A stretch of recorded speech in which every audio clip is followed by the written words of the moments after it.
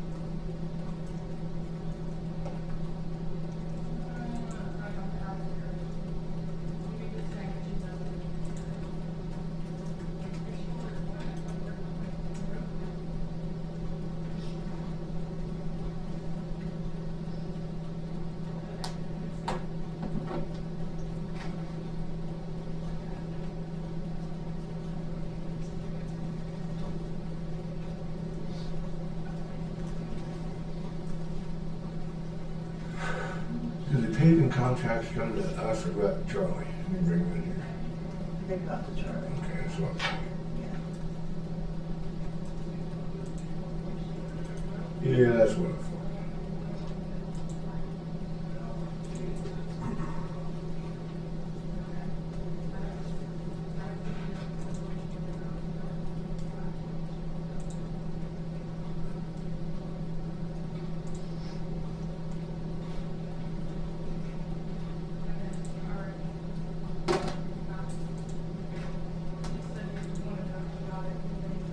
All right, at 9 o'clock, we'll call the March 16th county commissioner meeting to order. We'll pledge. I pledge allegiance to the flag of the United States of America and to the republic for which it stands, one nation, under God, indivisible, with liberty and justice for all. Motion to accept the minutes of last meeting. Yes. All in favor, say aye. Aye.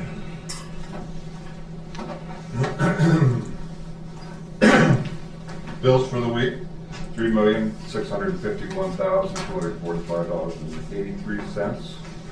Majority of that was planning commission with $3,087,764 for ACGP work. Engineer had $83,911. 59,000 of that was the new Chevy Silverado. Commissioners had $364,564, and that was for State Route 104, the sewer project payment, service center payment. Those were both over $140,000 each, and JDC bill of $63,522 for February. Motion to approve. Motion to approve the bills. Second. All in favor, say aye.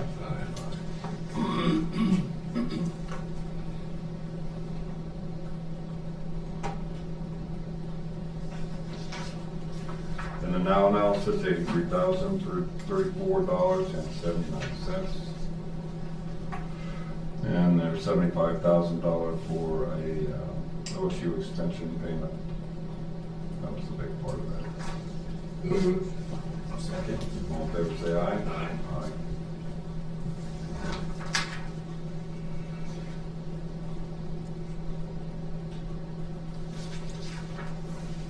One appropriation, this is for the treasurer to appropriate $8,000 from the general fund into the tax certificate portion. Or is that coming from the tax certificate?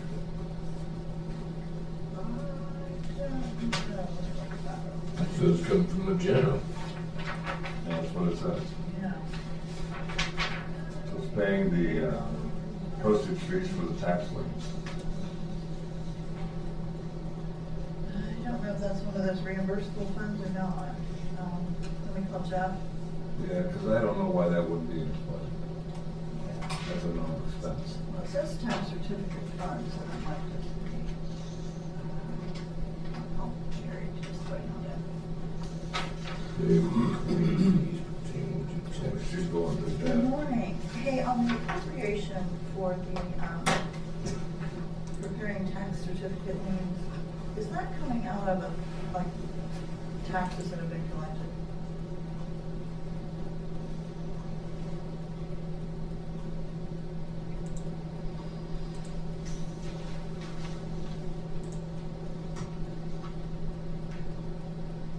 So it's set up, he just hasn't appropriated out yet.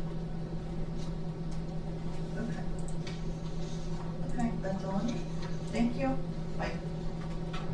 That is an account that's already set up, that is in the budget, it's just not been appropriated. Okay. But it was in David's budget. That's the budget. So moved. You gave him the money, he just didn't appropriate it Oh. into anything yet. Second. All in favor, say aye. Aye.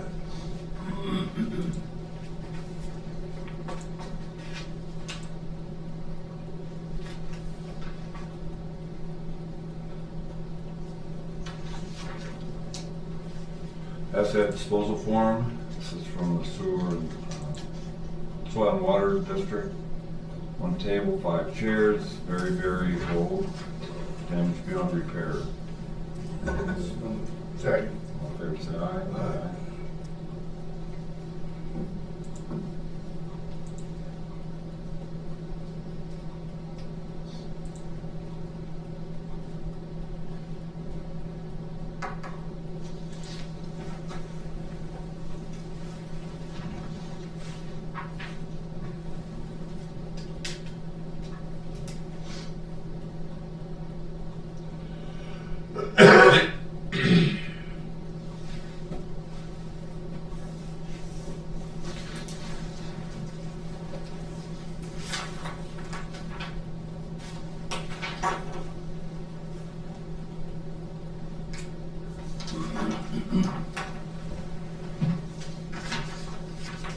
Next one is from the court system, it's a Dell monitor that is broken beyond repair.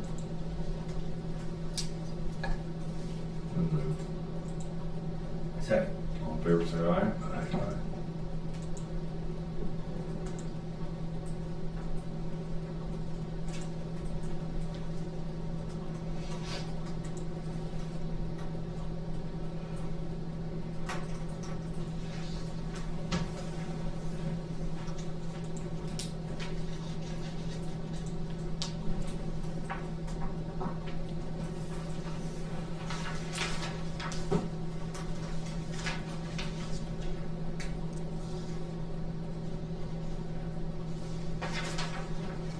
Next one is from the adult probation department, miscellaneous computer-related items.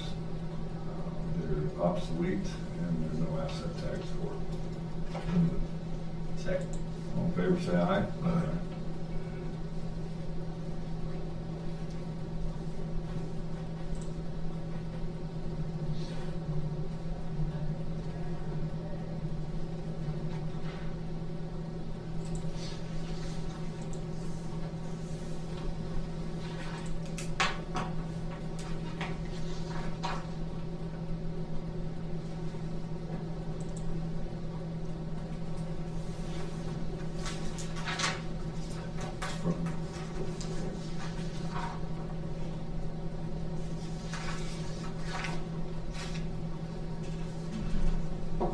three are from adult probation department. First one's for desk chair, one is broken, damage beyond repair.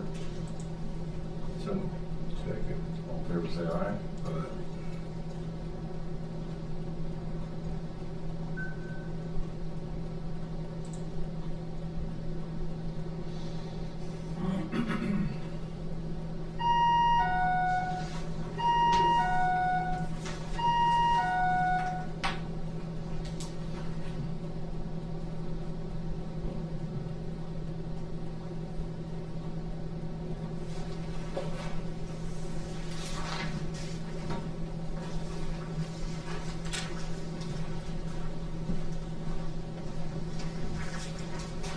Next one, adult probation department, Dell Optiplex computer, is obsolete. There's 13 of them. 13 computers? Where? Adult probation.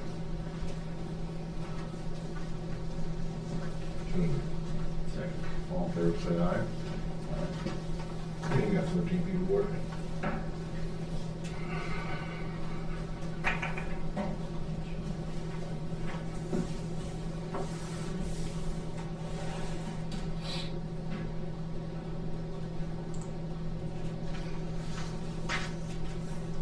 Andy wouldn't even know if they had plus 13 computers because he doesn't do that work there.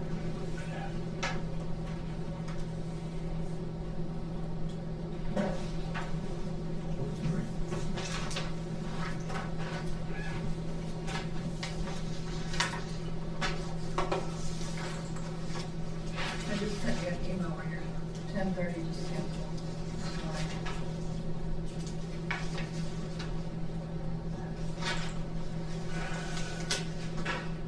That's the second time they've canceled one.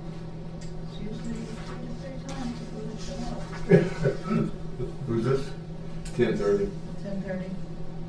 Southern Ohio Cleanup Company.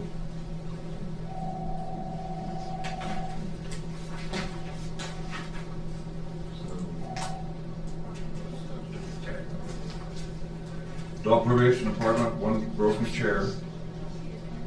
It's got a different tag number than the one we just did. Yes. Second.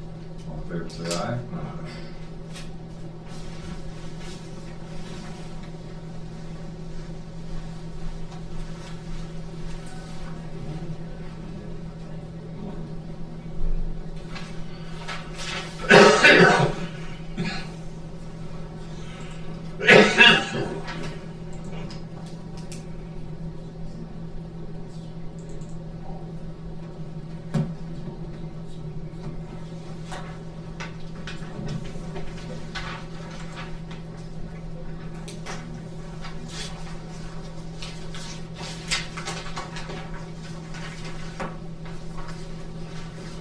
We have a change order from ACGP UNESCO construction project.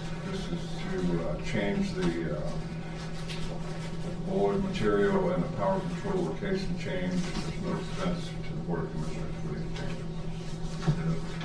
First, yes. Second. Somebody. Something. All in favor, say aye. Aye.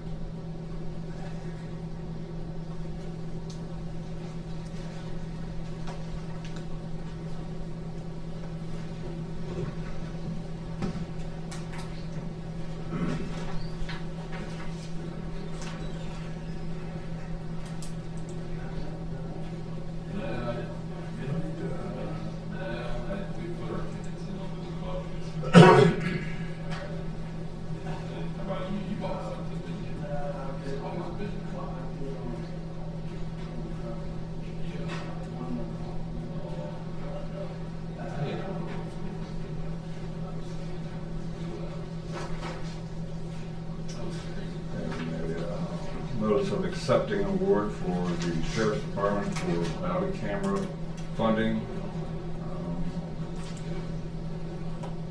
This is from a sub-grant award, $47,700. Second.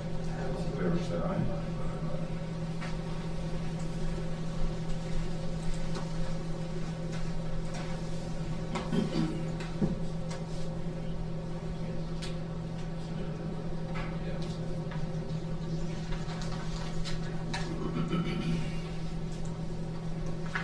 We have an invoice from Ashley for the retainer for services for communication team. This is $240. December through March. Second. In favor, say aye.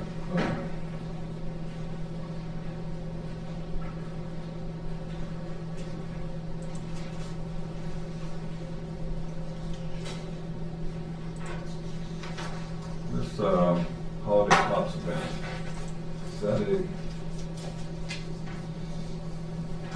I read through this, and it was more like an endorsement. That's what they asked for. They didn't ask for a donation yet.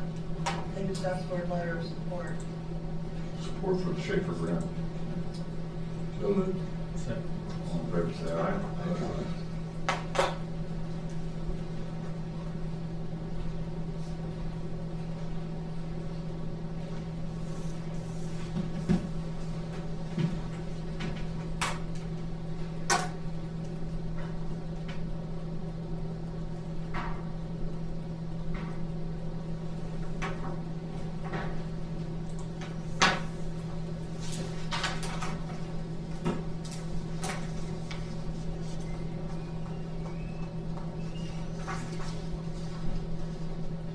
You guys been getting emails from CCAO for county developers, county planners, county? Yeah, I just got one. Those I- are spam, Their spam? yes. You know, Yeah, I contacted Nicole at the CCAO, and they said, she said they're legitimate, but if you're not a county developer, you shouldn't get it. There was a couple she sent out, so that don't open it, they're not.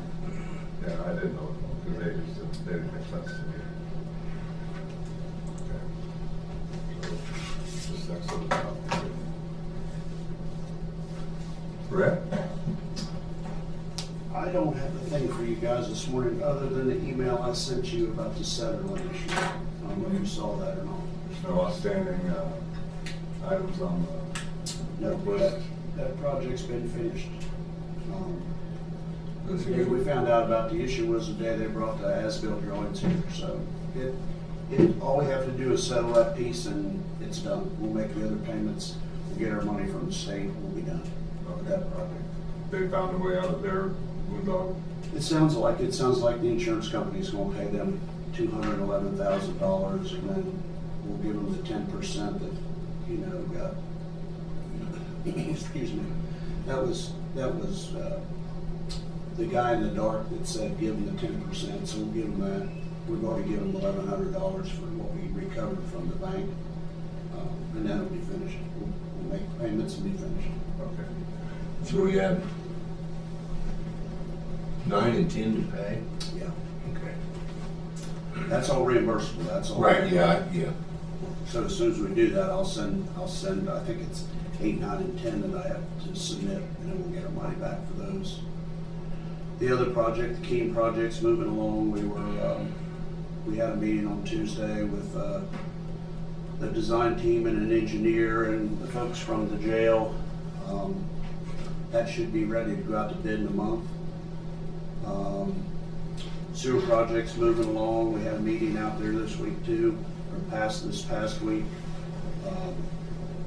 Won't be long, they'll be at the Union Heights spot, and then they'll switch size pipe and do that to boring. Dan went out to the service center this morning. They had to shut the water off. They're starting to put the bathrooms back together on the one end that they're working on, so. They've painted some walls. It looks nice. If you get a chance, stop out there and zip yourself in and check it out. Yeah. Yeah, things are going along well. Well, good job wrapping up that Sutherland boondoggle. That was, Yeah.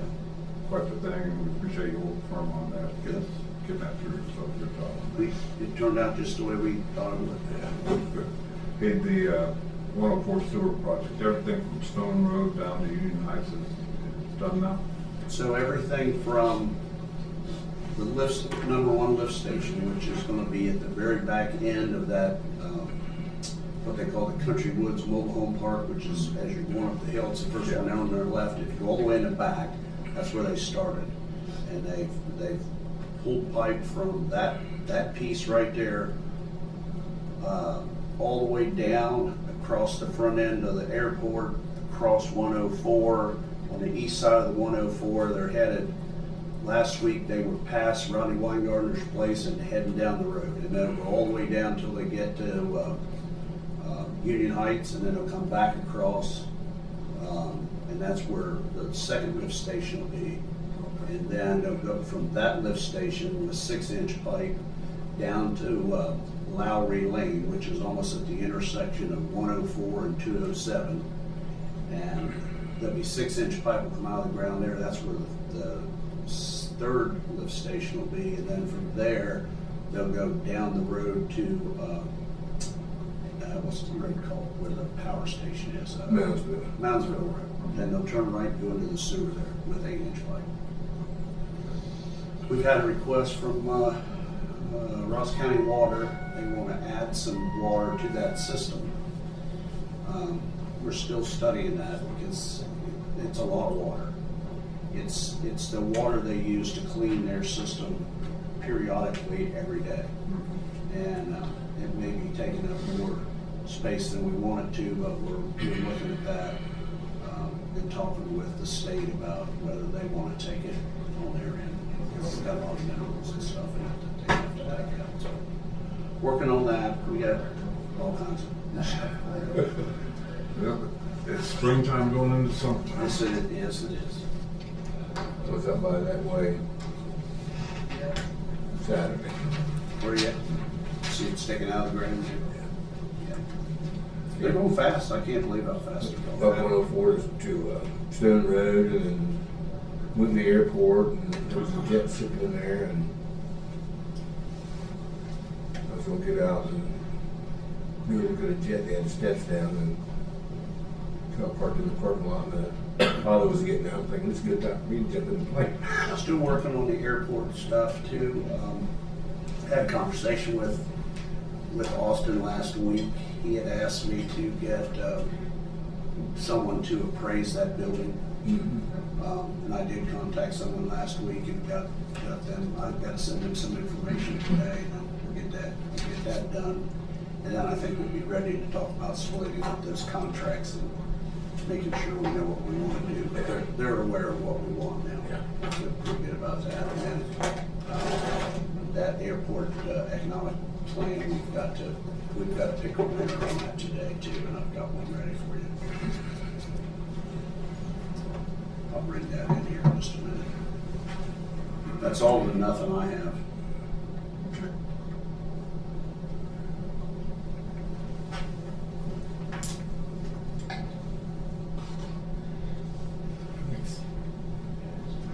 Agenda item is 9:45. Is that 9:45 is our next agenda item. It's like 9:30. 9:30? We've got a bit of Open bids up. It's 10 minutes, so need to stretch, we'll stretch. I know we've been wearing a tear all morning long here.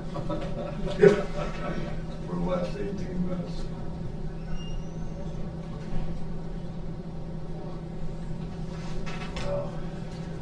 Yeah, I kind of like these slow weeks where we can get some other stuff done.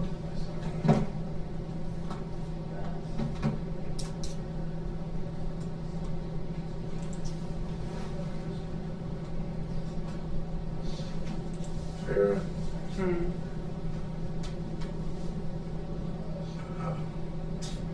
Wait a minute, let me think here. My phone is seeking 200-word letter. Is that 200 words? You want me to count it, but yeah, I think it is. It's around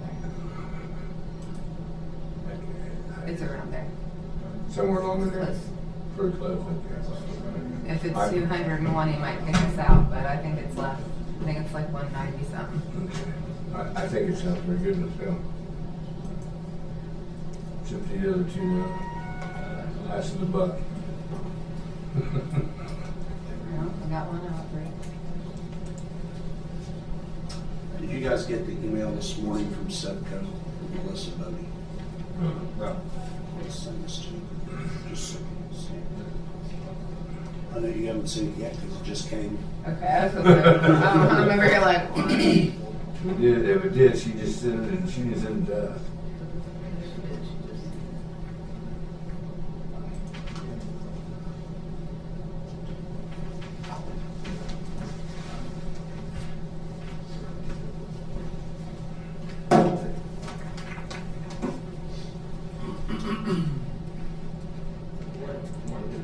I'll get that out.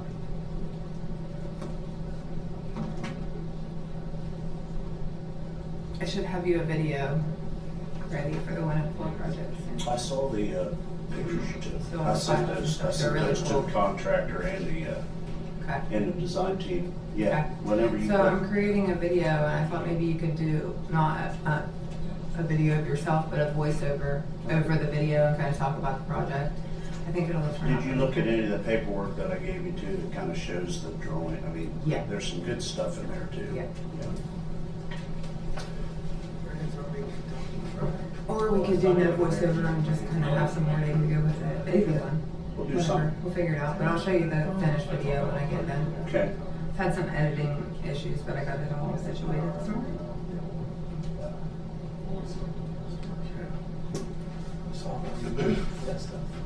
Andy just got me creative class, so I use the videos. For this, I mean, I love using Canva. Brad? I thought Canva did. Yes, sir. I'm the user way, internet or website accessibility or whatever it is. The Donna, Which one? it's called user way, user way. Donna asked Brad and Andy if the county would purchase user way. Oh, that's the stuff Deanna sent. Yeah, ADA compliant. Well, I talked to Andy about it. He didn't think it was necessary. I'm just trying to figure out what part of ADA applies or not. Well, I have to really have him explain it to you, but it has something to do with the way people use websites or the internet that have disabilities.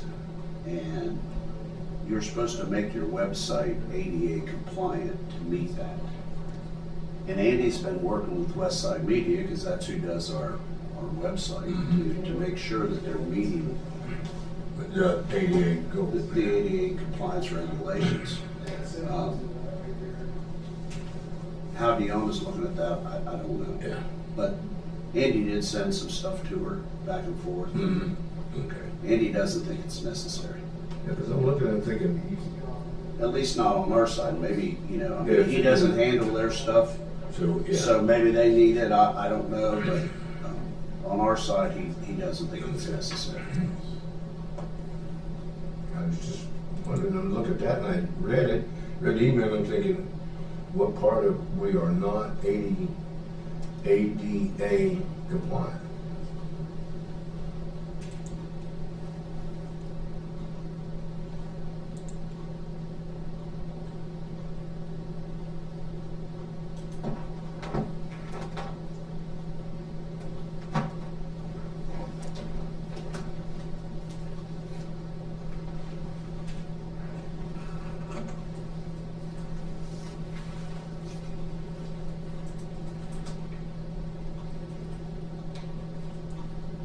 So WEPCO wants to do a survey on the part of the health and wellness contract that they dropped the ball on, to see how it was going. Is that what this is? Yeah, that's kind of why I want to send it to him. I'm just trying to figure out why they it's contracted with a wellness vendor for they said as our wellness program, but they don't have a wellness program. Well, Yeah, we should just send that back and then it says why. If I read between the lines, this wellness program. maybe we're getting a new vendor. Well, let's- And that vendor wants to know our interests and some data to kind of structure a new program. either that or before they hire them, maybe they're wondering what they need to provide Correct. before they start paying for it. But you know, the wellness program since I've been here has changed It's changed quite 10 a lot. times Yeah. probably. Yeah. It's changed 3 times. It's been changed 3 times since I've been here. Exactly. Yeah. Yeah. I like what we're doing now just because it's automatically billed through Anthem. What I don't like is our on-site events and things I have to be really careful about picking because really unless it includes physical activity, they can't earn rewards. So it used to be if we had on-site events, they could get credit if it was a financial learning class. And I could do tons of different topics that are still related to wellness. But if I would have a financial class now, you'd probably have 2 or 3 people come because it wouldn't benefit them in the rewards section of the app and the program, essentially. So that's why I started partnering with Adina and sending out all these resources because at least they can have resources to read that are financial and things like that. But I don't think that lunch and learns on topics that wouldn't earn rewards would be beneficial. Makes sense. The commissioners asked about the ADA compliance stuff for our website and others. Can you just give them a brief? Yeah, that's what I was asking about.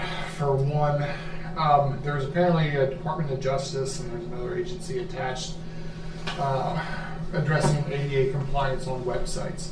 And there are a lot of particulars, but the basics are if you put up a PDF, it's a form, it actually has to be a fillable form and not just a scanned PDF.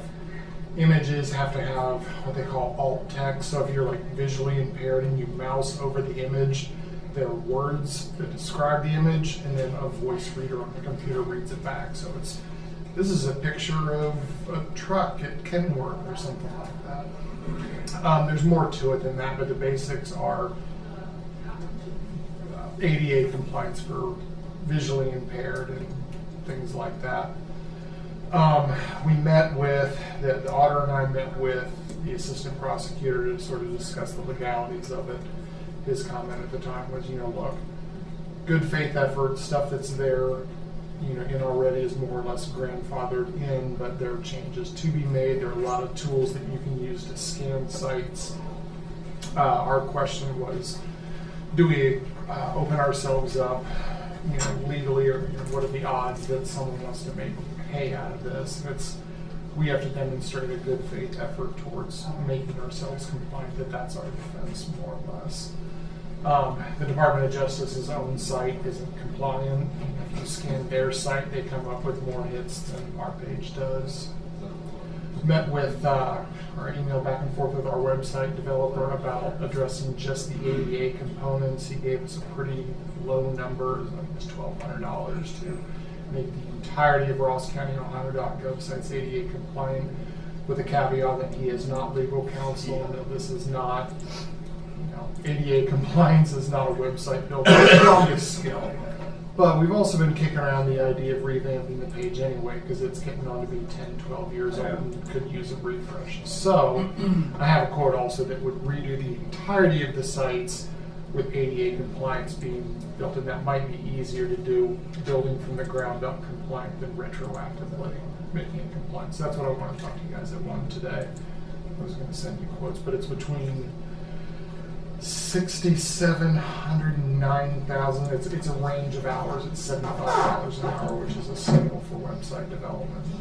I'm inclined to do it. I've talked with the the clerk about it as well. He likes the idea of it. I think everyone will get on board with just a general refresh with their input on what new information do you want to put on, what old stuff can we take down, because if it's going to be non-compliant, it's 20-year-old information, what's the point? But Because our site pretty much directs to all the other sites, right? a lot of them have, the best way we've solved problems around here is when someone has an issue and we have a solution, we just bring them on board. So 13 years ago, we took rosscountycommissioners.com and made it rosscountyohio.gov. And then we just added on people, ooh, I like that, how can we do it? Come on board, we'll add a page, you can be rosscountyohio.gov/ whatever department. Auditor, treasurer, or whatever. Yeah, the auditor has some specific links through Pivot Point, for their sites that they changed and did it through their, the real estate software company that does all the database searches and stuff. But yeah, the clerk's on there, planning bill, we've got a fair few, I can't remember how many are on there exactly, but we've just been bringing people under our umbrella, anytime they have an ask or a need. Probably it's time for an upgrade. All right, well, I got 9:32. You want to get those bids in? Yep. Okay. If you guys have any questions, let me know. All right, thanks, Andy.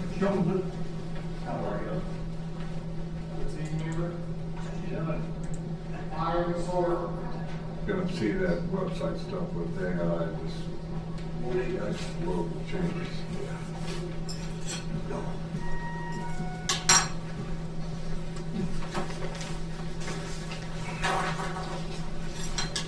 Gentlemen, how we doing?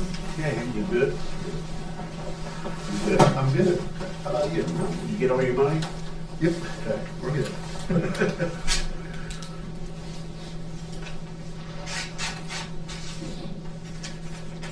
Well, the first time they set it up is G&J. And they put it out here. There you go, sir. Sure.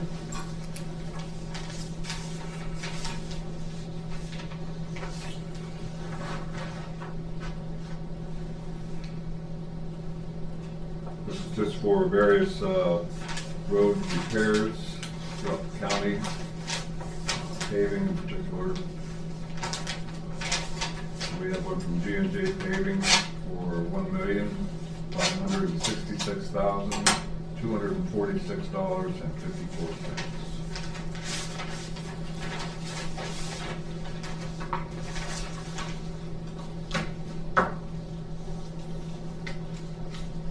Second one is Shelley Company.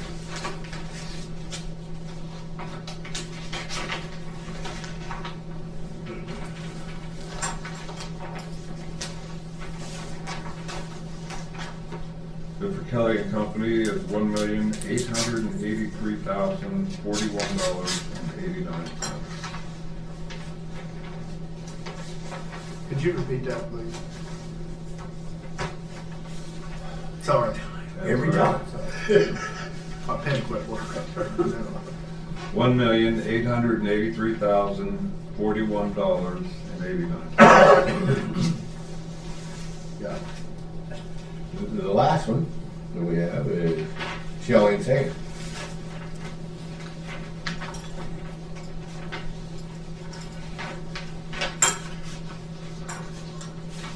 Shelley and Sands, $1,558,835.39.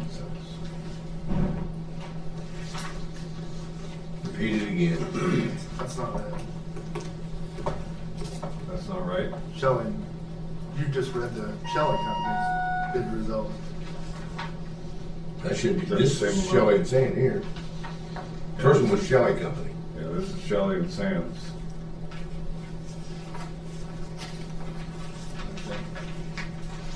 Could you repeat it again? Which one? Shelley and Sands? Yes.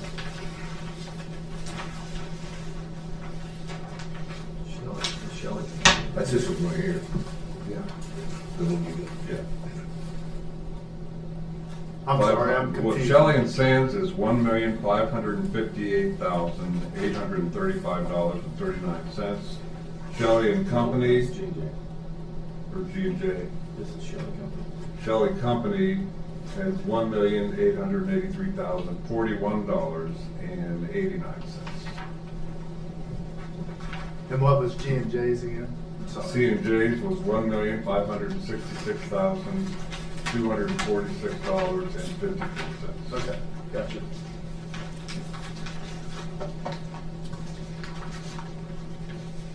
Every time he comes in here, he calls Sorry. I'm just kidding.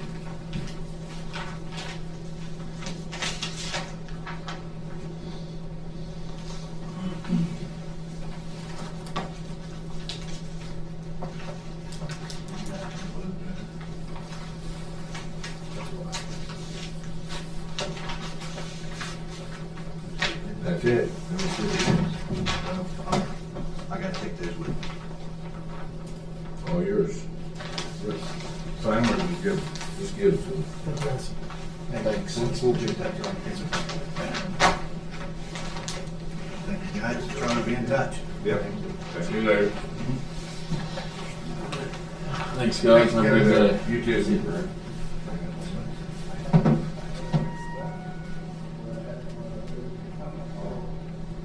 And, went down and looked at West Junction Bridge last Tuesday. Met with Randall Baxter.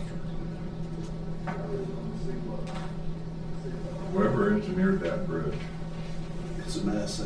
well, whenever you have a wreck on 35 and traffic's diverted and GPS takes that. Oh, yeah, you're done. That 90-degree turn, going up a little hill onto a flat bridge, I can understand why trucks don't make that. And it Yeah. tears up the bridge. And it's been like that since I can remember. Yeah. But there's no way to straighten that out with going down grade. Because there's a hill that drops off down to another bridge on there around the curve. You know, it's just a mountain road. So Is it actually in Ross County? It is. It is? Yeah, that's been debated. The signs moved with Benton County and Ross County. I got a whole history lesson. And that was valuable to know. Yeah. But they had, it's always been in Ross County, even though Jackson County took care of That's that. just like bridge Jackson before. County, Yeah. another thing. It's just, I mean, I was going, my head was spinning listening to the story of that. And, but I could understand why nobody would want that bridge. But since on Mr. Baxter's property, he has property on both sides Oh, of he that. does. And so, they're, you know, engineers want bridges flat. They don't want them going uphill or downhill. I don't think I've ever seen a bridge like that too much. But this would be some tough topography to angle that, to get rid of that 90-degree turn coming onto that bridge, because it would go downhill.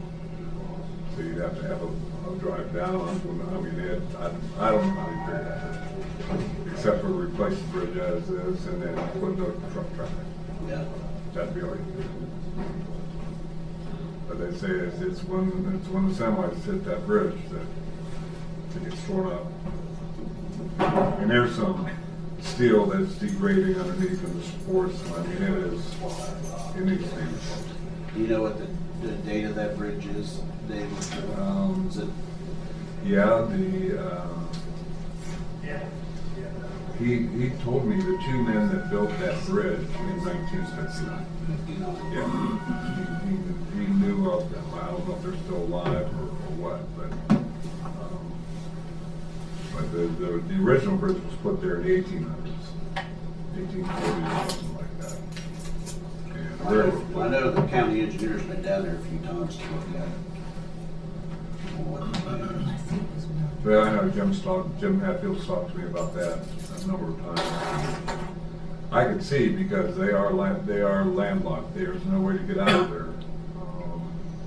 quickly. You got to go to 50 Vigo Road to get northbound towards Chillicothe, which is the way I went in. Yeah. Because I would have been cut off the other way because the bridge was up. But the cables are intact, the barriers are there. I mean, nobody's driving on the bridge right now, so it's not in use. But it was an interesting visit. Learned a lot of, Old history about those.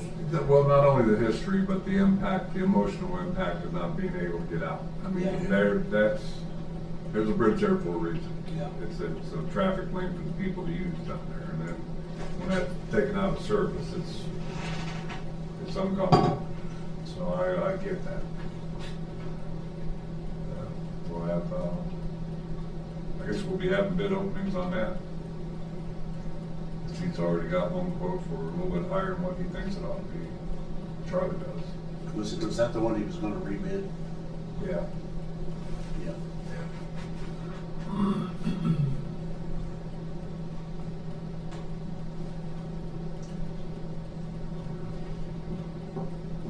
Charles Bud looks good, as halfway decent out there.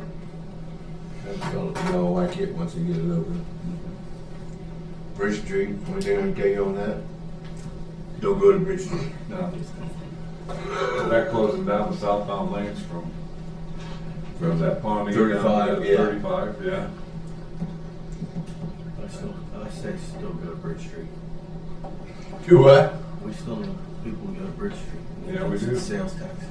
Yeah, they'll still go there anyway because they can't figure out that, you know, somebody's been going 40 years the exact same way and they can't figure it out that the road's blocked. How am I supposed to get home? Because they haven't went any other way. That's 207 connector. Yeah.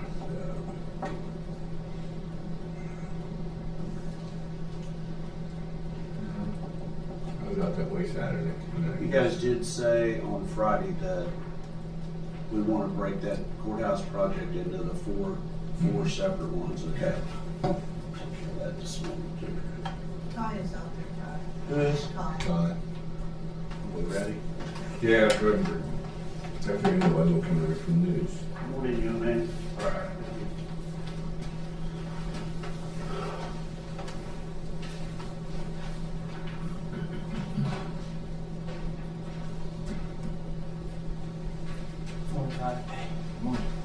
Morning, Ty. Good morning. Good morning. Good morning. We've got about a minute here for, just in case the press comes. We always start our meetings on time, so. Yes. Any of that right there, fix you.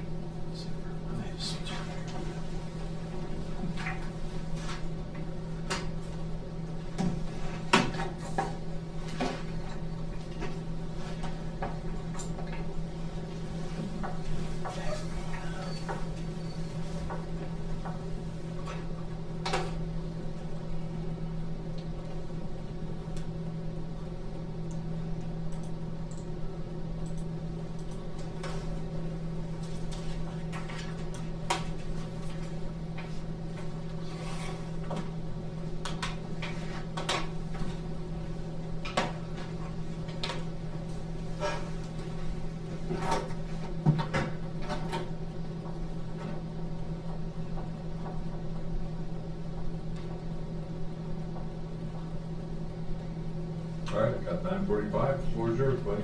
Hey, thank you very much. Appreciate you guys taking some time. Also appreciate your contribution and your support of Hope Partnership Project. I think Jack's got to hear some of this before, and actually he encouraged me to come and share it with you guys as well. Because there's some good news, and there's some good what I would consider return on investment from the investment that you are making in Hope Partnership Project. So I'm the coordinator of Hope Partnership Project. I came on, I've been kind of in and out. I helped them with the strategic planning engagement last year, and John Gabus, who obviously has been very involved with this for over 15 years, asked me to help them for a period of time. I did that, and then we had a couple coordinators that just didn't work, and he said, "Will you do this more full time?" So 5 weeks ago, I engaged in that. So I've been working with John and others on this. But I wanted to report out, what happened in 2025. We'll go into a little bit of data, and then give an overview of what I think 26 and beyond look like, and your support is allowing us to do that good work. So probably the biggest headline, I guess, is what I'll call this, is a significant decrease in overdose deaths. And this has been a continuation over the last couple years. You can see from 23 to 24, there was a 24% decline.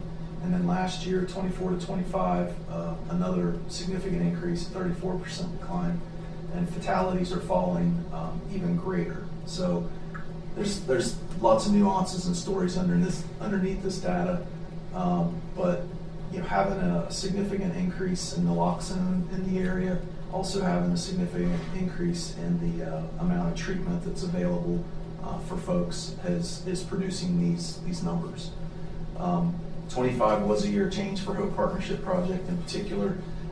We've had 5 coordinators this past year, and so that makes it tough to have that continuity and just stability.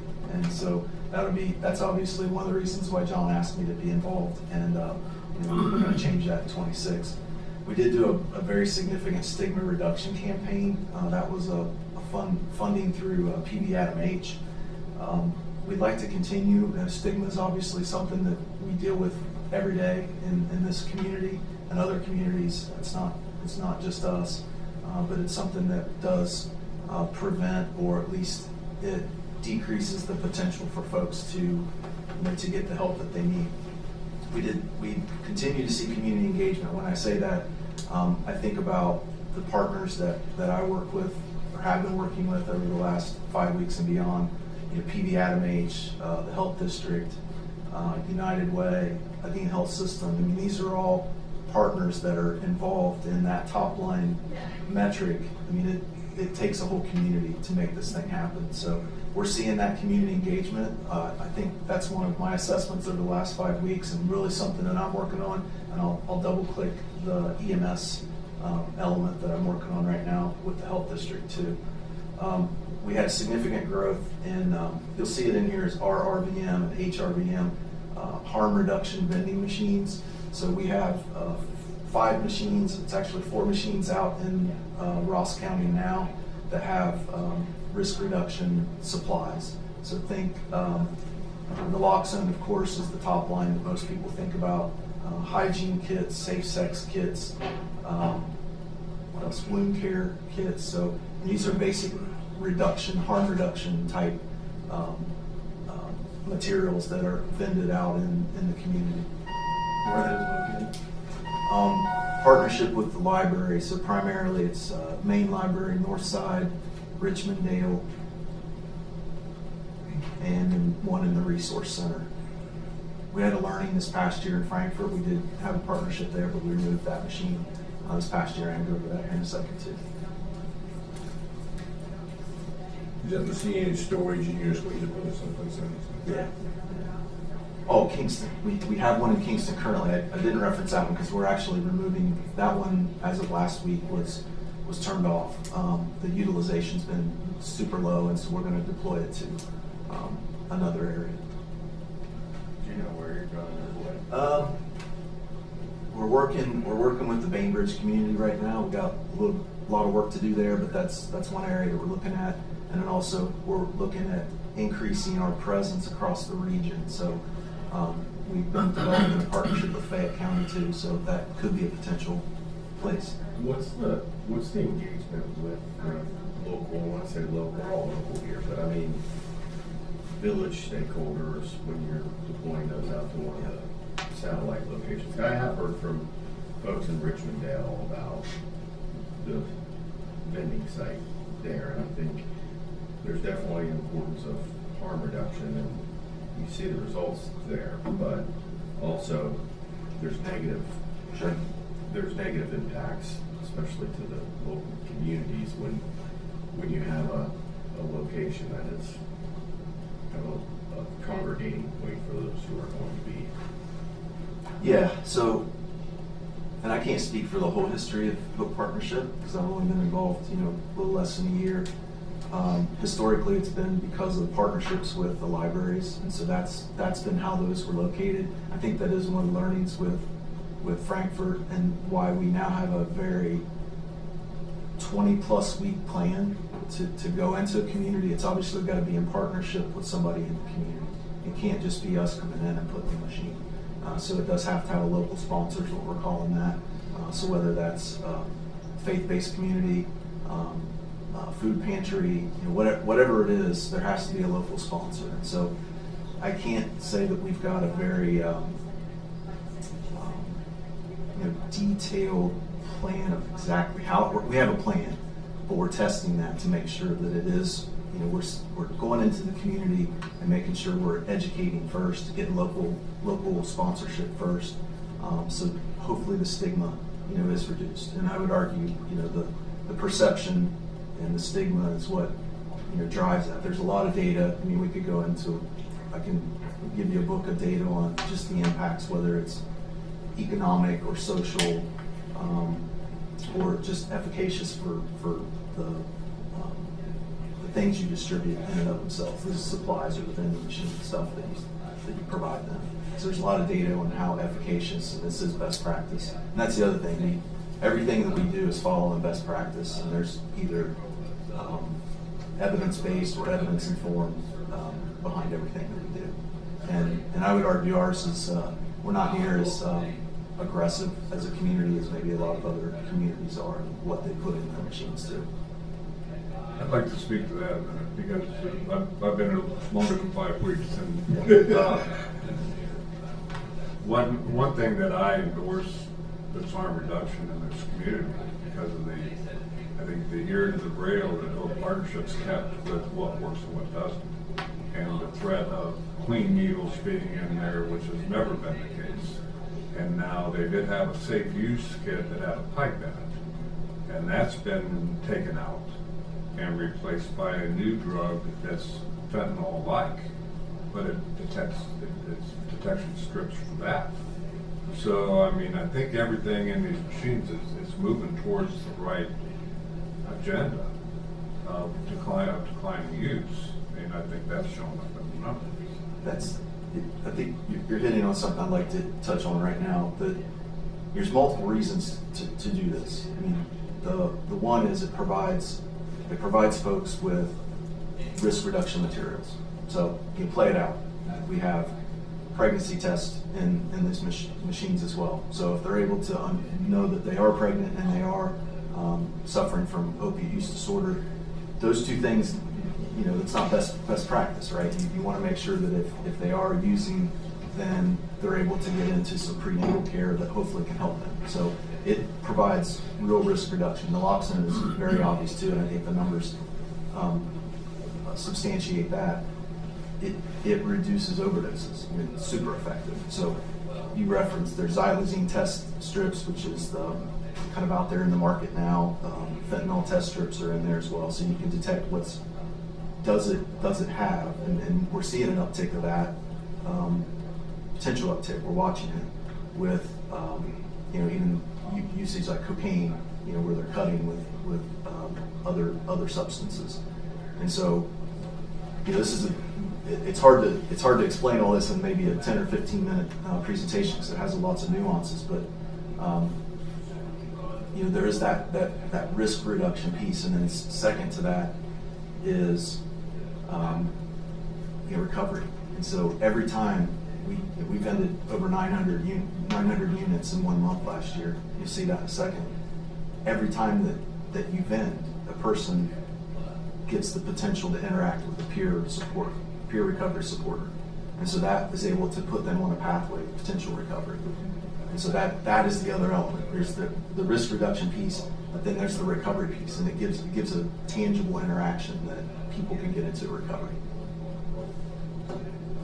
All right, I just want to quickly go over, tell me time-wise if I'm getting close. Oh, no, we had the next one cancel out, so you got plenty Don't of tell time. them that. I want to go over, so we talked about kind of the bigger scope of Hope Partnership and development partnerships, and you know, risk reduction is one of those kind of arms, if you will, or if you business line, if you want to look at it that way. And so I want to show you some of the data that we had from last year, because I would argue this is probably the most sophisticated line that we've got, and we need to do a lot of work, and I'm going to come back at the end and tell you what that work is. But the year in review, I mean, we had significant growth in registrations and vended items.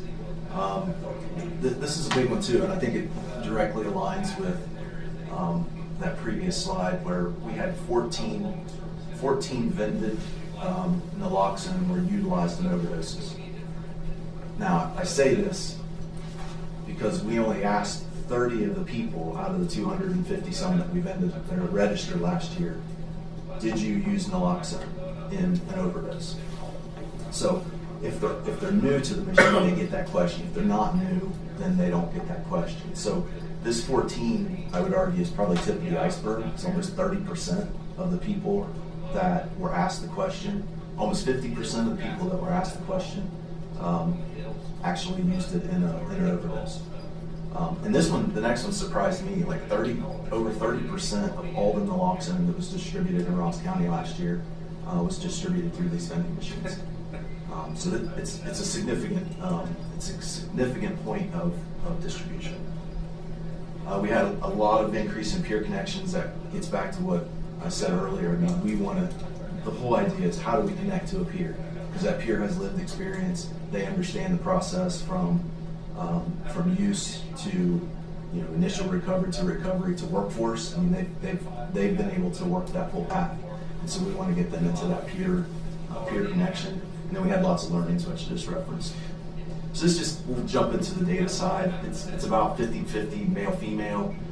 We do have a significant portion of them that have homelessness. So it's probably over 60% because you have a number that's prefer not to say. So it is a significant portion. This would be the vending counts. So registrations, peer contacts, and peer follow-ups. So new registrations, I said 257. It's 357, and then over 2024, that's a 55% increase from 2024. Peer contacts, and basically it's not a forced thing. They have to agree to want to connect with a peer. And so every one of these things that get vended, they are registered. So we have a phone number, we have some very, very high level demographics. It's not HIPAA related, everything's blinded. The only thing that I've got is a phone number so we can reach out to them to get them connection to a peer. But we had significant 66% increase in peer contacts in 25, and then follow-ups would say, out of those 138, how many visits did that turn into? So it almost doubled. It's like just about 2 visits per person is what it turned into. So again, this is a huge part of it, is to get them into that peer supporter. You got to reach them where they are. This just gives you another fancy chart on the age distribution. I think I'll give you a couple little qualitative things. It does fall out in about that 40-year age for both male and female. We have them that are in the 18 years, 19 years old. I think I referenced this in the presentation that I did. We had 2 that were suffering from homelessness. That one was an 18-year-old female and a 19-year-old female, and those things are touch me because those are younger than my kids at this point in time. But it crosses all ages. We were in mid to late 60s. We even have a couple above 70 that have engaged with this machine. So Those average ages are surprisingly higher than I would have thought. This is the product itself. So there's a lot of data in here. I'll just hit some highlights. You can kind of see the green bar in the back provides the monthly distribution. So it's somewhere around 400, 410. We did hit a month in August where it went up to 978. The highest vended items are typically wound care kits, and then Jack referenced the safe use kit. That was super popular and did get vended, but those also fell off, and by the end of the year were zero distribution at that point in time. But you can see other things in there: Black Sharp's container, naloxone, safe sex kits, pregnancy kits, test kits. Fentanyl, we added xylazine. I think that's the other thing. We're tracking. We ask folks, what else would you like to see in these machines? Because for me, if you're providing something that they're actually going to use, one, it reduces the risk, but 2, it gives them that engagement to the peer. I think it's worthwhile to ask, and we can adjust. So the other piece, we're obviously working very closely with the health district, and when things we're engaged with the community response plan. So if we see that there's a bad batch coming, or we're getting new information about different types of drugs that are coming to the community. We're able to react as well and make sure that we're reducing the risk. This just gives you count by site. So at this time we had the main library is the highest. It's the orange line graph.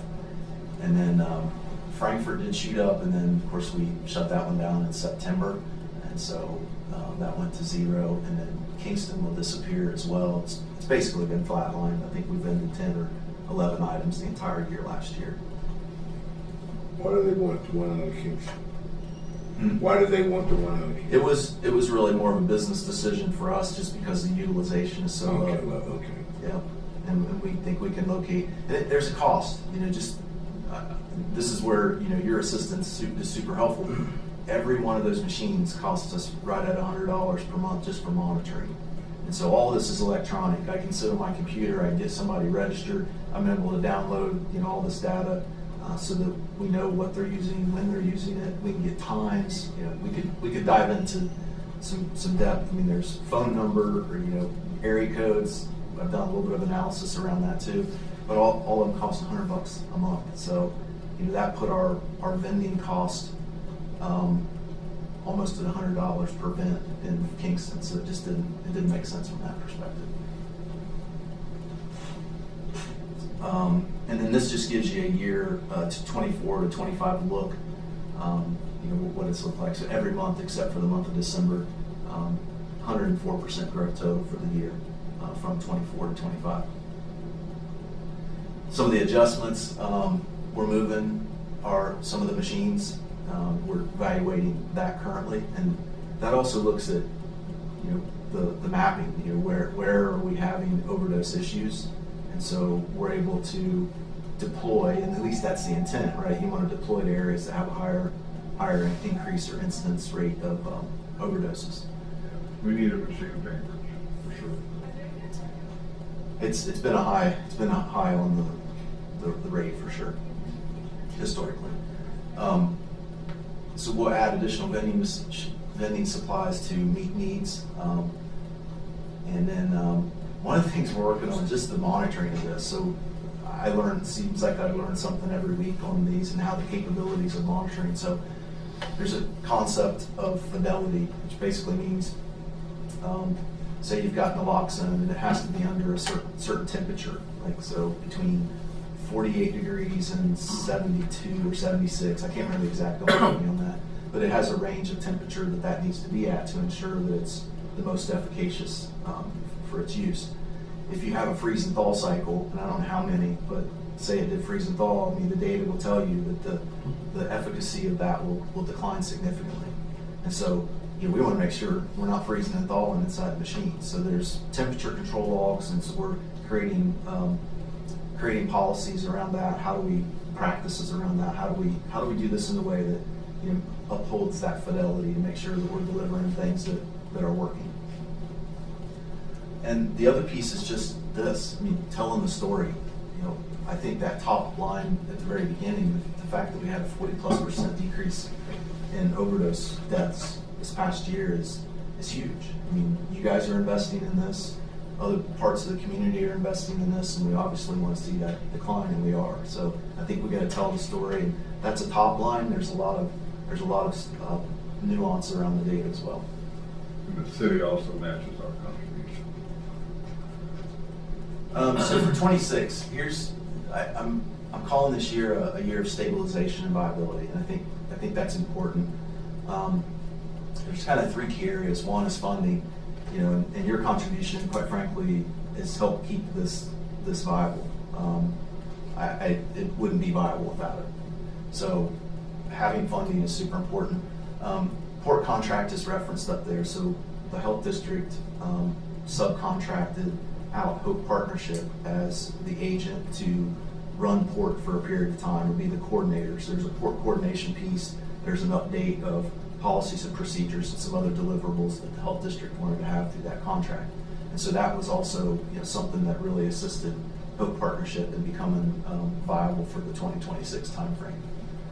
We did submit for a One Ohio grant, We're probably 3 weeks to a month out from understanding what the results of that are, and then we're looking for other grants as well. So Drug-Free Communities, RCOR, which our RCOR grant, we had a multi-million-dollar RCOR grant through the health system that really funded parts of the community. Hope Partnership was one of those that was funded, and that at the end of this month it will be done. Funding's an important part. I don't want that to be 100% of my focus, but certainly it's got to be a part, because this is not it's not a company that produces a lot of revenue. So we have to make sure we have funding to stay viable. Regionalization is another element. So one of the areas that we've already identified that's super important is this peer recovery network. We're trying to help build capacities there where it makes sense. And so they do have to go through a training, and there is a certification that they got to do. But there's things that we can wrap ourselves around to make them more successful. So think of things like burnout, self-care. I mean, folks that are in this position are face to face with something that they used to be in at some point in their time, and so it's a stressful environment. So we want to make sure they're successful, and so developing offerings for them that we can fill in, and also just developing this network. So to date, there's not a 5-county regional network of peers, and so that's our vision, is to be able to pull them together so that they can have regular meetings and engagement and build their capacity as a group of professionals. Risk reduction vending, we do want to expand that as well. We're looking at multiple sites right now. I did reference one. And then the other is infrastructure. We've got a strategic plan. I would argue it's pretty solid. I might be biased because I did a system with it, but there is a strategic plan, and be able to track the implementation of that is a big deal. Just pure operations, the financial elements. Over the last 3 months, been converting everything over into smart sheets. So our invoicing system is connected to our finance system, and Steve Neal's our finance person, and being able to help him out so that we've got the data behind it that make sure that it's auditable. And so at the end of this year, I'll feel super comfortable that we've got an auditable trail of everything, just because of the infrastructure we're putting in place. The other piece is this resource hub. We've learned a lot. So if you come to us and say another community comes to us and says, we'd really like to implement this harm reduction or risk reduction vending, I think we've got enough capabilities now, not completely off the shelf yet, but we're developing that we could take our policies and our procedures and really help them to develop that in their own community. So we become a resource hub, and that's not just harm reduction or risk reduction. We're looking at other elements out in the community. Where's their weakness, or where's there a gap that we could fill to just help create this architecture? And I'm going to double click that here in a second too. Partnership development, super important. I already told you the connections were good, and they are, but we need to develop them even further. One of the things I'm working in particular on is this EMS connection. That comes through the port contract, what we're working with the health district, but reaching out to all of EMS across the county, and this is where I could use your support too, and making sure they're involved in this ecosystem. And I'll give you a couple data sets. I think it's 600, which I brought it, don't quote me on this one either, but I think it's 650 overdoses per 100,000 people is what reported overdoses is what we have in the community right now. If I break that out to 45601 versus what's outside of 45601 in the county, it goes from like 650 to 50 something. So the reported, what's getting reported out in the county, I can't imagine that's just that much decreased overdoses going on in the county. It's just the reporting piece. So having EMS super engaged and involved with that is one way that we can connect those communities. One example, Scioto Township signed on to be part of the port here in the last couple weeks, 3 weeks. And just that representation at the meetings has been super helpful, because they bring a knowledge and a direct connection with those folks that we wouldn't have otherwise had. And And so that's super positive. I'm hoping to develop the same thing with Frankfurt and Bainbridge and Union Township, et cetera. And then that last piece is workforce. I'm looking at Q4. How do we build out a better workforce ecosystem? And what I mean by that is you do have some employers that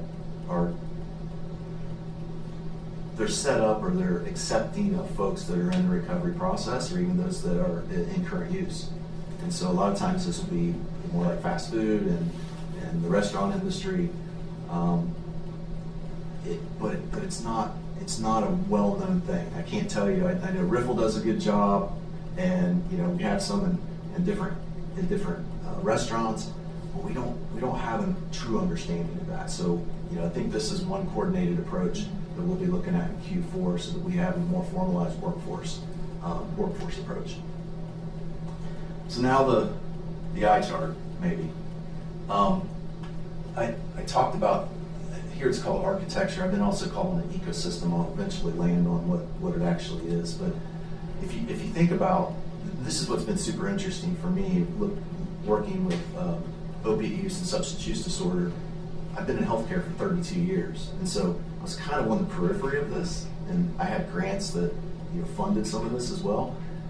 But this cuts across every element of our society and our community. So there's prevention, and there's PB Adam H does a great job. They've got grants that they're in, I think, every school except for maybe one here in Ross County, with some type of prevention work.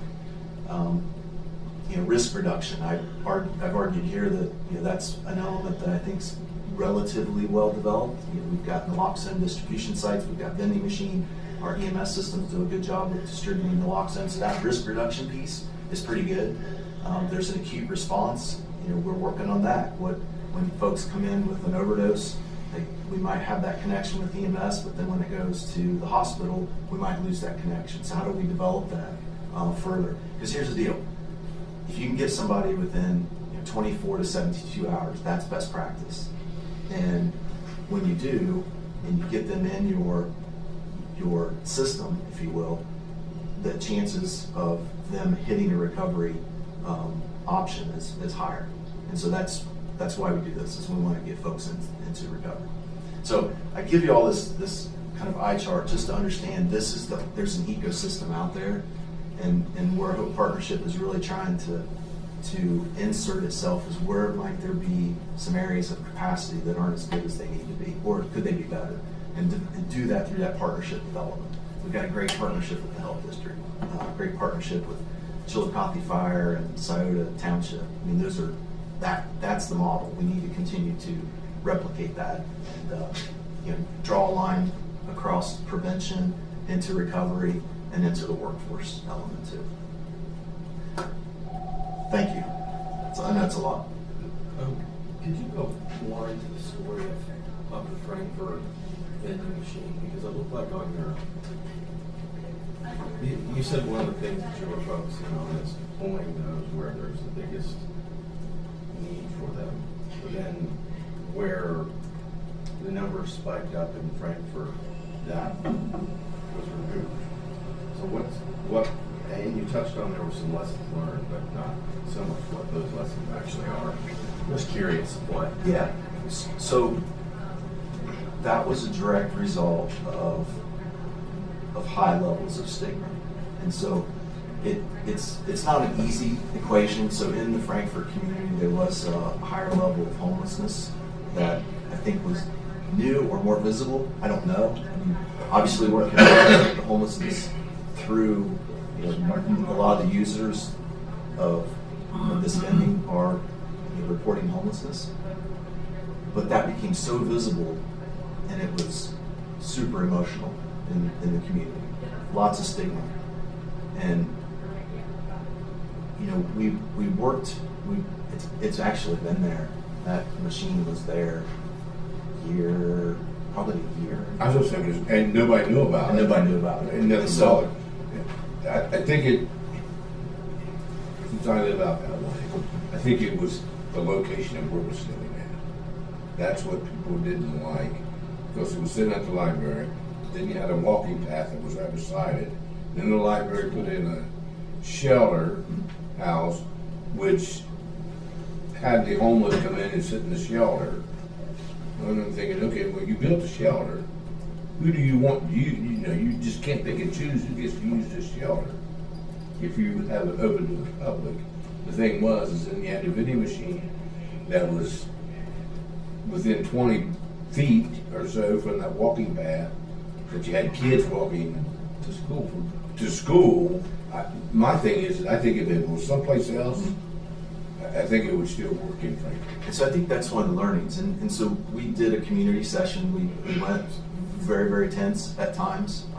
There was a lot of stigma on both sides of the issue. Yeah, I don't want to be, like, I'm not trying to be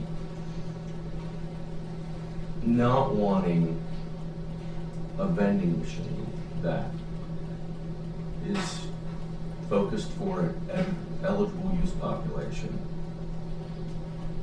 that is for harm reduction, safe sex, all these things, next to a school, is not stigma.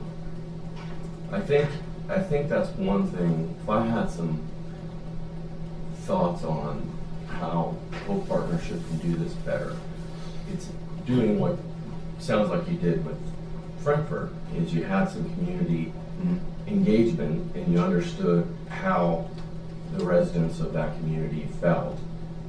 Because, I mean, it's evidence-based that there's some externalities that the local community, who's not part of the eligible population for that product, it's not just how they're going to feel about it, but the actual impact that it has to the community.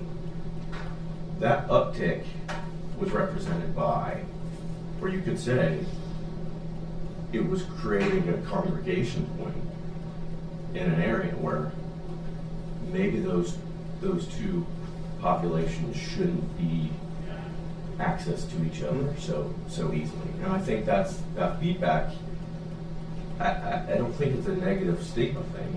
It's a reality of what the folks are experiencing in their life. When you have, I mean, I wouldn't want my kids to have to walk past a shelter where people are using drugs to get to the library next to their school. Yeah, and so I think that's part of the learning. How do you start to build it? It needs to be a community thing. I mean, for us, we know how to work, the technical aspects of it. We do have the best, what are the best practices, the evidence-based practices. We want to bring that to bear in the community so it's helpful, but engaging the community. And that's something that there was a good collaboration with the library, but that wasn't the whole community. So I think that's what the learning is. And so we're taking our time and making sure we're talking with the community, making sure we're educating, so the whole, yes, there was I can't remember what you called it, there was a congregation type environment for multi-factors. Our argument was, we looked at the literature and there is no honeypot effect out there for harm reduction. Maybe it's limited, but that's what the data was. Yeah, I guess literature was different from the experience that people Sure. actually Sure. have. And that's why I reference stigma, because sometimes we just don't know what we don't know, and hopefully we can help with that element of it. What is out there? Because if we're able to reduce the stigma, then you can offer a service that's valuable for the community. And I think with Frankfurt, we did explore other areas, and unfortunately we just couldn't come to a site. Now, it doesn't mean that we wouldn't go back there. I mean, I think it's evidence just to the numbers that there would be a demand. But where's there a better spot to locate it? Yeah, there probably is. So let's evaluate that. But we just made the call at the time to remove it to reduce the emotion that was there. A lot of people didn't understand the machine itself. They thought that you could, Joe Blow could just walk up there and punch a number and get anything out of there. And you try to explain to them that, the people who use these machines are registered, and they have a code that they use to get in there. They know, you guys know, or partnership knows that if Sarah went down and used that machine, you guys know would share that Sarah got that something out of that machine. Yeah, it's not personally, unless they touch base with our peer, Mhm. then yes, that would be correct. But if they, it's pretty anonymous, other than there is a phone number. Could we? Yeah, probably, but that's the other piece. We want to try to remain as anonymous as we possibly can. And there's a limit as to how much they can dispense. There's- certain Right. products. I mean, they can't just sit there and hit on Yeah. safe use kits and go sell them to other Yeah. people. So, yeah, I gotta tell you, just watching this thing from its inception back in 2012 to now, where it started out as a court system, a way to get to fund drug courts in Ross County by Judge Gator. And we marched through here we were set a starting point for the state. We had 75 different agencies throughout the state come to our meetings, all these highfalutin people, notability in their organizations and their state organizations come to these meetings. But we weren't hitting the problem where it was. It's good to sit in an ivory tower and think about this stuff and make decisions. And I'm not saying that was the wrong approach. That was a starting point, and that's just what it was, a starting point. So how we could organizationally work together to try and do something about it, but the something about it was what was missing. It was a good collaboration of state agencies and local agencies to get something through a court where we could handle the flow of drug caused crime and give these people some kind of help, but the help wasn't developed. It was just like rich to know. And I'm just saying that was the starting point. That's nobody's fault. That's nobody's miscue. We had to start somewhere. That's where we started. And now we're at the user level, connecting people up with help through a machine, through personal contact, peer recovery people. We have come so far to getting the kind of numbers, declining numbers in overdose and overdose deaths that matter. Because it was out of hand. I was the mayor when the 6 women went missing. I'll never get rid of that off my back. That happened on my watch. I'm not saying it was a mass murder. I wasn't saying it was. I just think it was unfortunate series of circumstances that all happened at the same time for the same reason, overdose deaths. But it was, I took that person, and it still lingers. And the more we reduce overdose deaths, the happier I get. So that's the real goal. And we're meeting that on the street now and getting information from the user community as to the best ways to go about it and keep those numbers going down. And I think just the Heroin Partnership and then Hope Partnership have come so far. It's this whole ecosystem has changed significantly.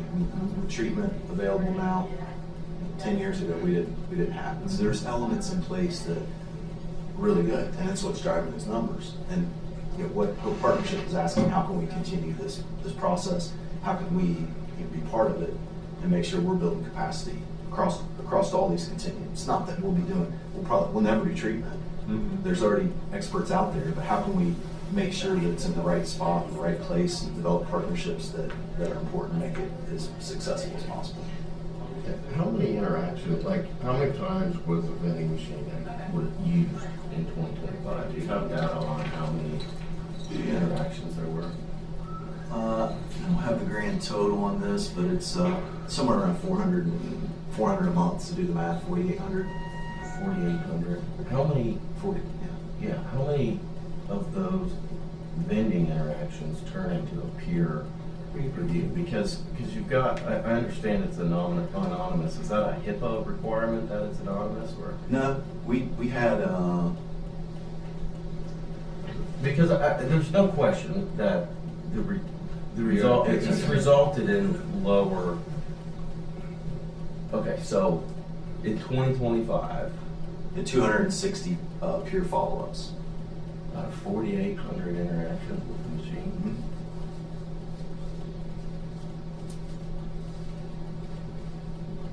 I think that says that a lot of users don't really want to be users. And they're trying to take care of themselves. I think that machine's a really good thing for users. I don't know what your data is on, you know, lots of people don't want to be users that are users. Right. And lots of people don't want to be homeless that are homeless. And I see people really trying to be proactive and take care of themselves without having to really admit it to somebody. You know what I mean? It's a good first step for a user to start taking care of themselves and maybe get to a point to need that peer support and move forward in the industry. I just think I love everything that you said. I think that's really cool. You know, I think we ought to make sure we have our units of measure connected here, because the 4,800 was the registered. No, that was The hits on the vended, machine. it was a vended item. So you have multiple people hitting the machine, and then we're looking at the interactions as Yep. individuals. So maybe a better question is how many people are registered to utilize the machine? So we had 357 new ones last year. I could go back, this has been operational since November of 24. I think it's November of 24. I don't know, I do know that. It's somewhere around 800, the complete registrations that have been done in that time frame. It's a little less than that, but that's rounded. Just to me, the opportunity seems, yes, we're reducing overall overdose deaths, and that's important. It is, I think everyone should agree that we don't want people dying of overdoses, and we should have tools and mechanisms in place to prevent that. Where there's an opportunity is the handoff into some form of recovery. And I think that's part of what you would call it stigma or perception is, you know, making sure that across the spectrum of things that local stakeholders in this space can do, that we're impacting both ends of the spectrum. And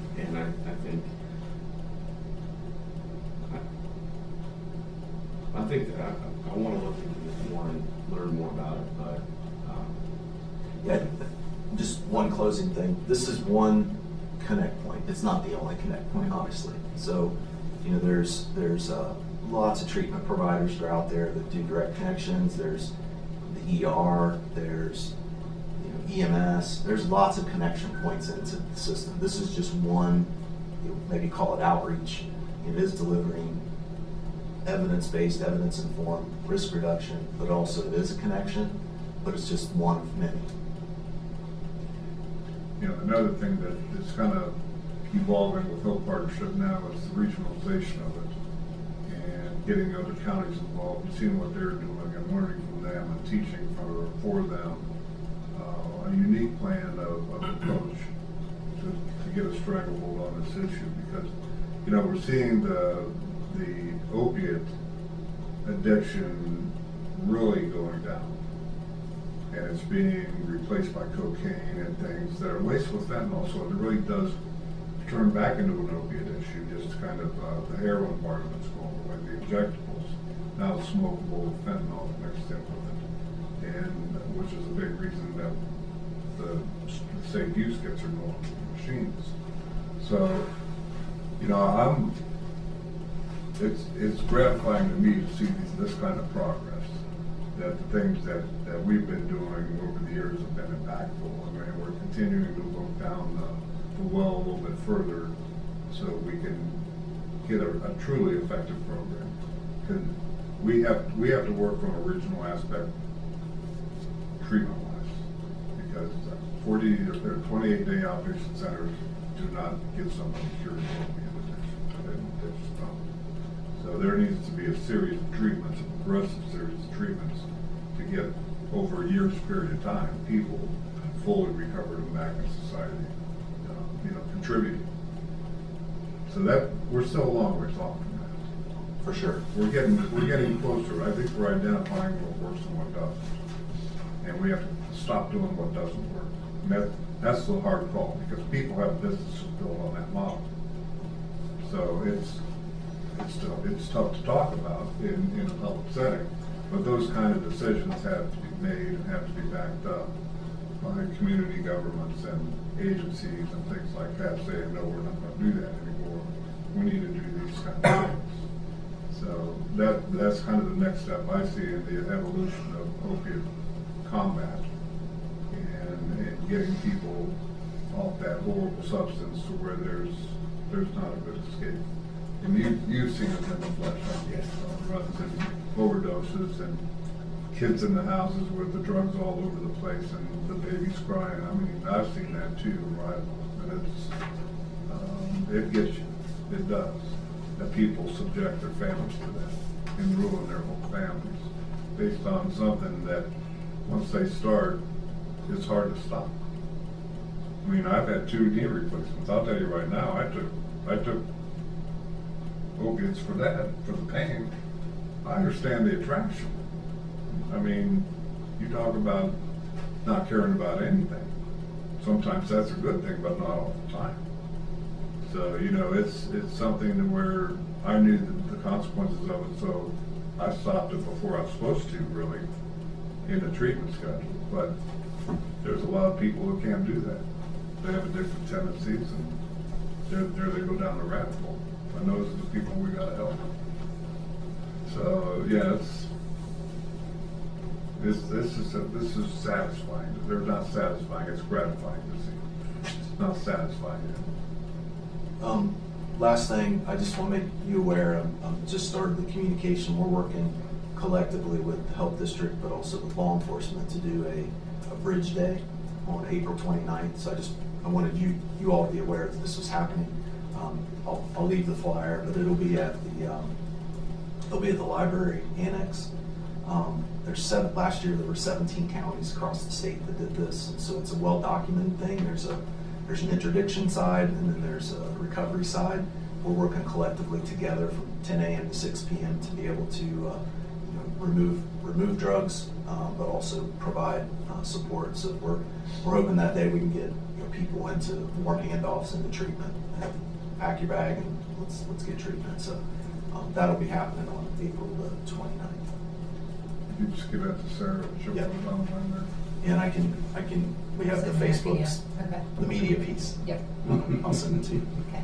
Stuff I don't know anything about. That's my one weakness for sure. All right, any other? Any more questions for Todd? No, not right now. I'm happy. Yeah. Offline talking to you. Yeah, and don't take, what I'm asking in any of this is combative or anything. It's just there's a lot of talk about vending machines, and I can see why. I don't live near one, and I don't have that frequent interaction, but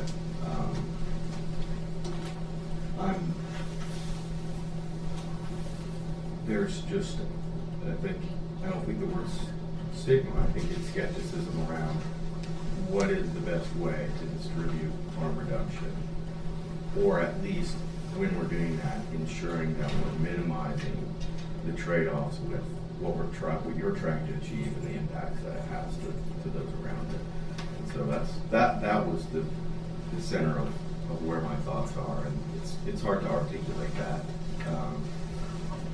Because this is an issue I care about. It's just, I also care about the folks in Frankfurt who didn't want that next to their library, next to their school. And I think really leaning into that part of the conversation is going to be important for this program, in my opinion. Fair feedback. It's one of these things where out of sight, out of mind. If they don't see that machine, they don't care. But if they see that machine, they really care. If we can, like I said, I think if you can find another place in Frankfurt, it'd be, it's.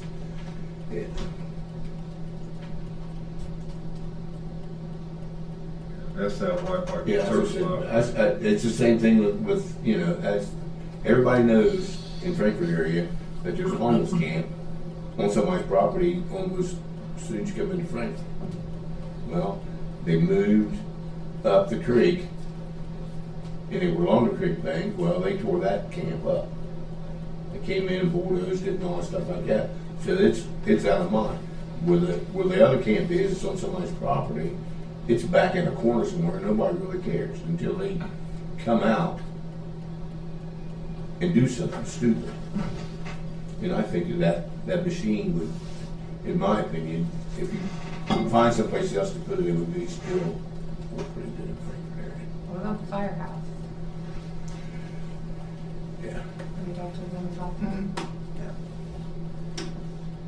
Firehouse, Sheriff's Sheriff's building, building. yeah. How's the people in Frankfurt? Yeah. I mean, that was my point, is Yeah. that this needs to be something that just, not anywhere that there's Wi-Fi, have a conversation with the community where you're going and find out. So that would be good. It's gonna be one of these things where if it's out of sight, it's out of, out of mind. They don't care. But that is built into the new process, right? Is to be able to ask the community. And again, it's honestly, it's the community asking us to provide this service to their community. Our job is to say, here's what the data says, right? But then they're the ones that have to be the sponsors, or the community has to sponsor it. It can't be us. All right, thanks. Thanks, sir. Appreciate it, Tom. Thanks. I'll send it to you. Thanks.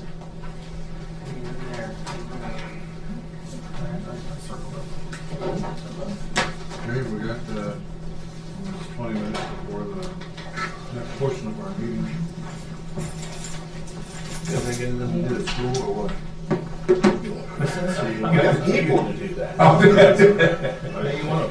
You want to recess? We got 20 minutes. I don't care. Just leave it on and just wander around and I'll watch my language and. Well, that'll be a first. Good luck.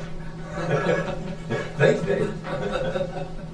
Hey, I've been pretty nice all year at the beginning. I've been pretty nice. You know, it's only more.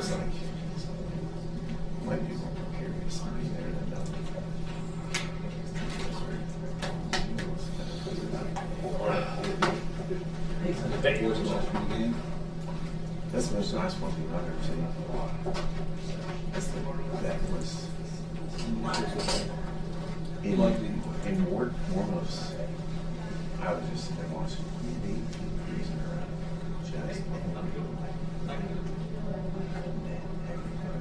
Just never seen it. Our whole goal was to be really physical. We were to slow it down. That's why we keep running 230. Make some phone days. It was understood. Like guarded. And it was like if you missed a shot and got a second, it felt like a college game where you know.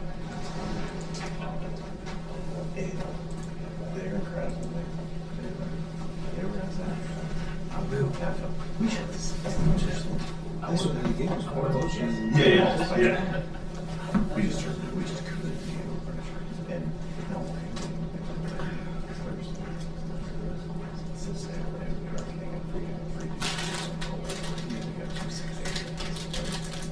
It seemed like that can be a way I was thrilled that we got to halftime at 30. And Rogers and all. It was too good. That's a personal one. We had to take off. Keep up. It's like a title.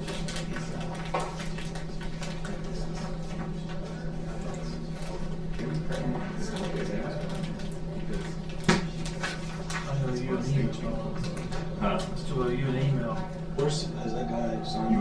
Oh, yeah, that's right. You got till March 31st. Don't forget that. I can't, I mean, literally.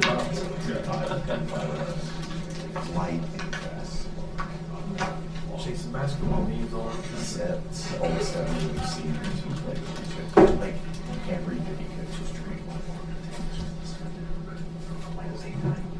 Except they're like the ones. Did I read like they all played freshman ball?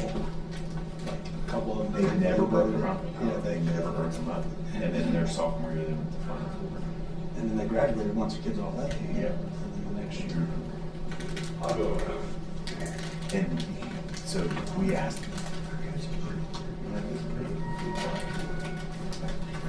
The coaches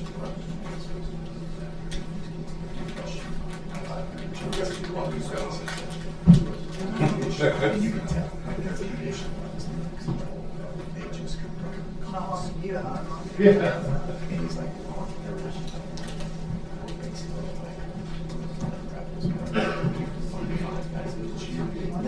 we wanted to genuinely, we said, wow, we're going to take you years under.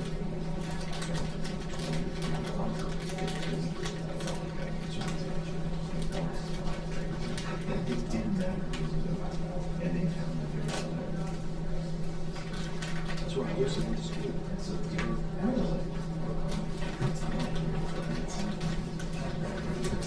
I never heard of it.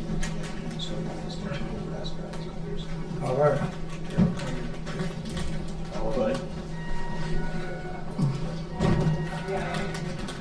Terry, how we doing? Good. Shawnee for softball. So where did they learn from? One side of town. Yeah. I had no idea. I'm not doing well. We'll be embarrassed. How's Mallory's arm coming? Good? Missed her this year. It was going to class. Okay. Well, make sure it doesn't fall down. Yeah.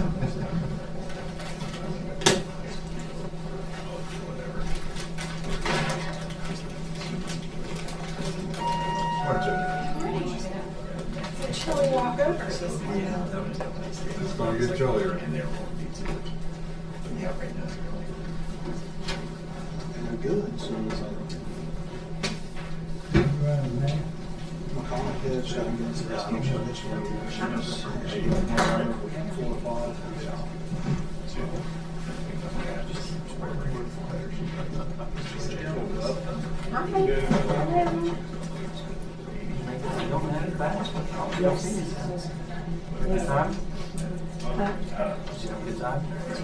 My mother-in-law was there. Oh, what are you saying? It's as good a time as I can. Now, is that your we share that practice?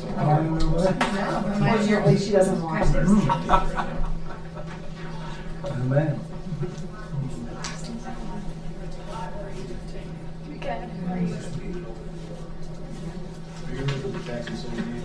What's your name? All right, crap. I'm Jeff. Good to meet you. Hey, what's up?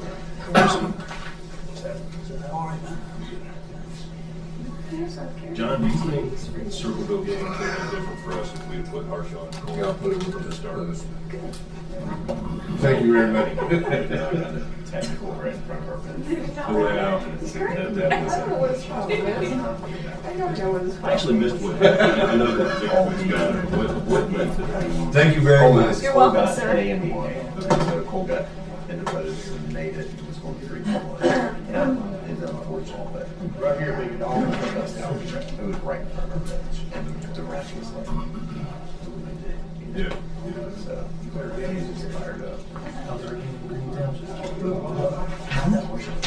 He's cool. No fault. He's so young.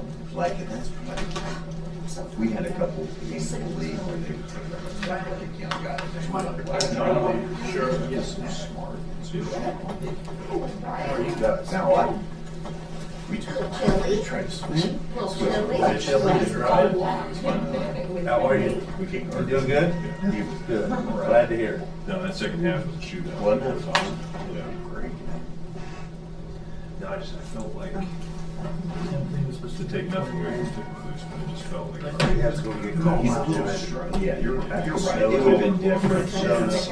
Yeah, I think that was. That's just wrong. I was just looking for two players in the district. You got two guards fighting for this place. And that was. And my asparagus is this far out on the ground. Oh, is that right? It's like 3 years. I didn't even want to see if mine's up. I know it would have been different, I think. I know. Yeah. Probably gonna die off. Hey, how are you? Good to see you. Big win for us in that game this weekend. Well, for the side. Yeah, I met you. Good week, I said. That's right. Probably not gonna stop. I should have finished. Got an action night for us. If we Welch go on for Two great games with you guys. it was, they were The incredible. first one was awesome, the second was awesome. Hey, Tammy, how are you? I'm good, thanks. Two great games with you guys too. Both Did you games. read it? I'm not. That's what I was just telling them. I think Welsh is the one who killed us. I think both games. Yeah. She's like those two from Maysville, like it, when he gets a clean one, you're like, that's them. Got this one taken. Quick to an exit. My church. Yeah, just like church. Didn't play last year. Terry, you were trying to touch it. Jobs like the sheriff's department. Very. They've been not filmed already. Tammy, you're here for the city, right? Yes. That Clark kids play baseball, I think their biggest worry this year is pitching. Mint will not be here. Should. If you could do that. I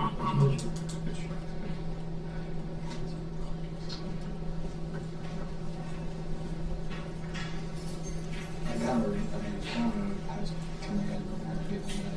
He's. Hey, how are you? How you doing? Good, good to see you. Likewise. Are you here for Saturday? I look forward to it. Okay. If he goes to baseball. I got it. Paul is, and then John Wessel's the president. I don't know what the Steve, she's got 60 kids all year. Steve will get on the program, so funds and assistance. He's our fiscal. Right.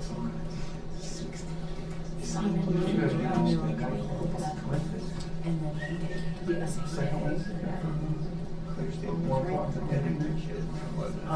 Our meetings? Yeah. No, our meetings are Right? Yeah. I'm 9 a.m. Tuesday. Just in the beginning. Should be here, yeah. I'll stop. Yeah. I hadn't heard. I was gonna. Give us some briefers.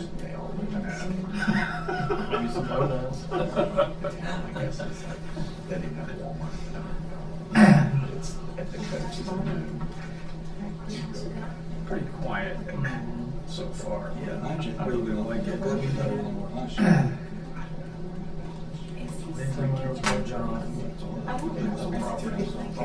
Thank you, Colin.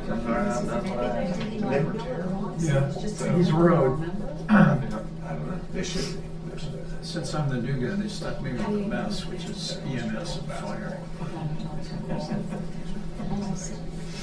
So, that's thrilling. Somebody's got Our road crew has like 2 people. Our cemetery has like 2 or 3 full-time and a bunch of summer work. We got like 30 some people in this, 31, 32.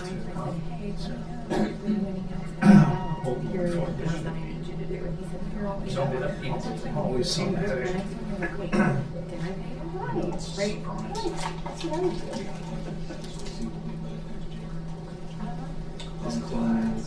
You're here for what? I wouldn't have thought that much about it.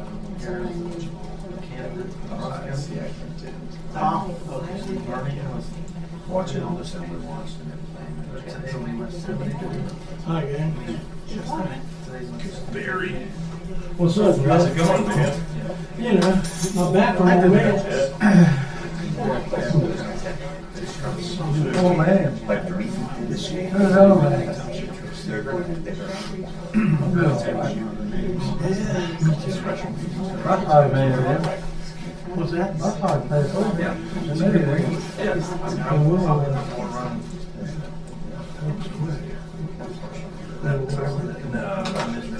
Good. I gotta go to Columbus and all this. I'm looking somewhere up there. That's a pretty big one. Huge. When you make so much money. I said, I did 8 months. I worked 14 months. That's all. I'm gonna have to go up once for this week.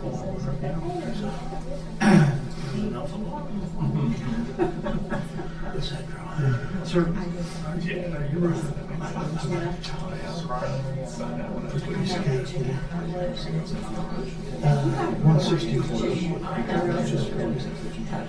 It's from here to Park. And they got so much too. 8 buildings. Yeah, I've had I just felt like I'm 35 years. I mean, no, you don't know. I guess not. Because I mean, that just happened. I told Ben. That's the way it works. Answer phone now. Yes. I made it smart.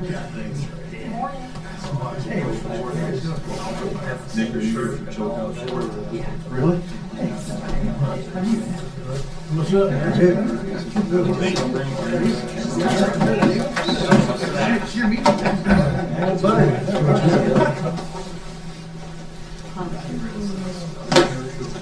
Jeff, are you here on behalf of the Brad, city? did you figure out that email? I think that's the ones that, I believe it was, the most recent two, from 2024 or whatever, so. He is. I guess if you wanted to sit in for him, you could. Did we do what? Did we do a pilot? We have more.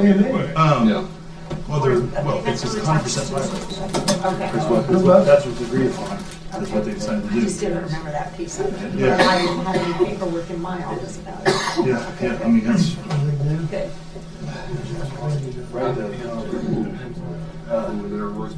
The last Friday just sent, were those two that, no, right.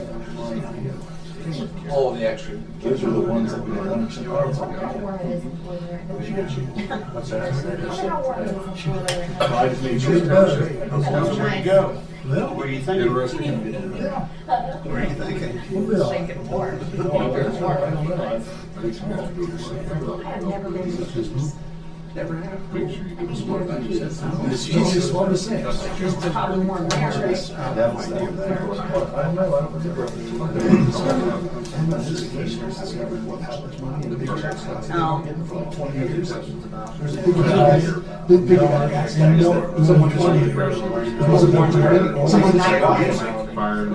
Like one person wasn't a part of the group anymore, and that was the person who and forgot, and it was like.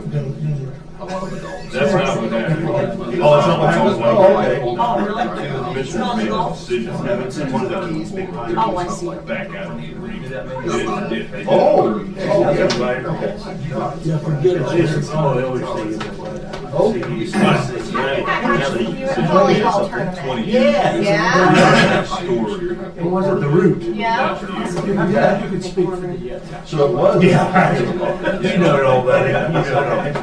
They saved me a chicken. I wish that was wrong. Careful for you. You got one. Oh, here's one right here. Appreciate it. Just went on the station. Maybe I should say. Get out of here quick. That's exactly what it was. What was it for you guys? Everyone comes into your meeting and don't stand up. Stand up. Now you're like 6'10". How you guys doing? No.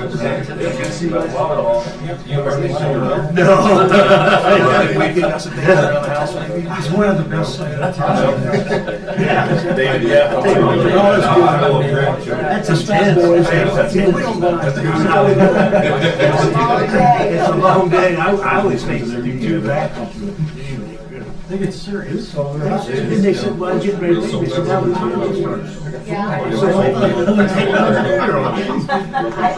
There was actually That's what that's what team was you baby? Pardon me? So we just locked there. Oh, So they tore the house down. A good. couple years later, they were market. Oh, that's great. Built something smaller, one Yeah, bedroom. I think So, my grade you know, was 240, 5-bedroom house.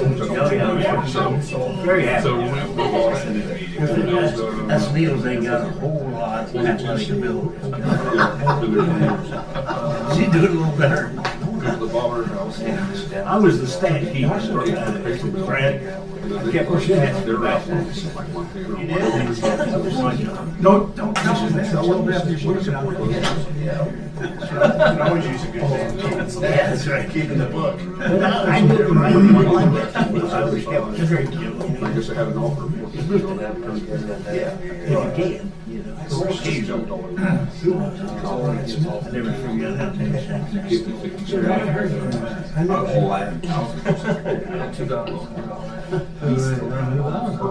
Two months. 12-hour day. It's unbelievable. Oh, yeah. Should be there. Traveling teams. Makes it Black and real. red, you can black and red. Oh, they made it college. One of my daughters. Oh, great. Get some money to play. Yeah. Well, probably do. That's what we're hoping for. So they're, Not doing bad. She's that a whole freshman. And that was She's supposed to come over. So this one's a second. I'm not saying. She plays for that. I married a tall woman, so we started doing all kinds of names. She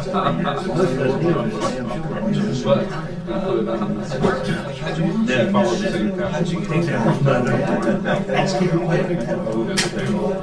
Stevie's They prioritize more to be able to. This is going out. Get my grandkids. Yeah.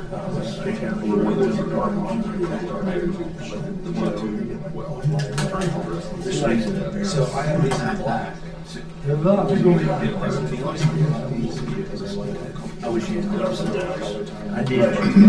Yeah.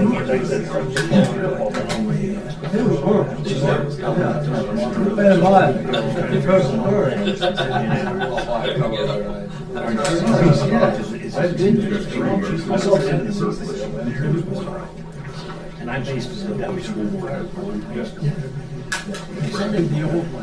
Yeah, I think so. What's that? Because I'm gonna take that away. We just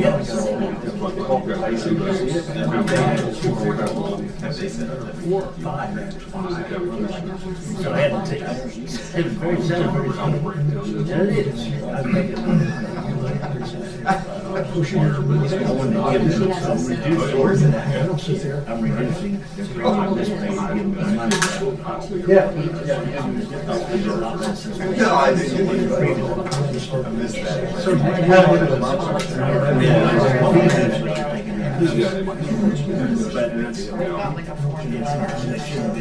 not difficult at all. I don't know what that. Tammy.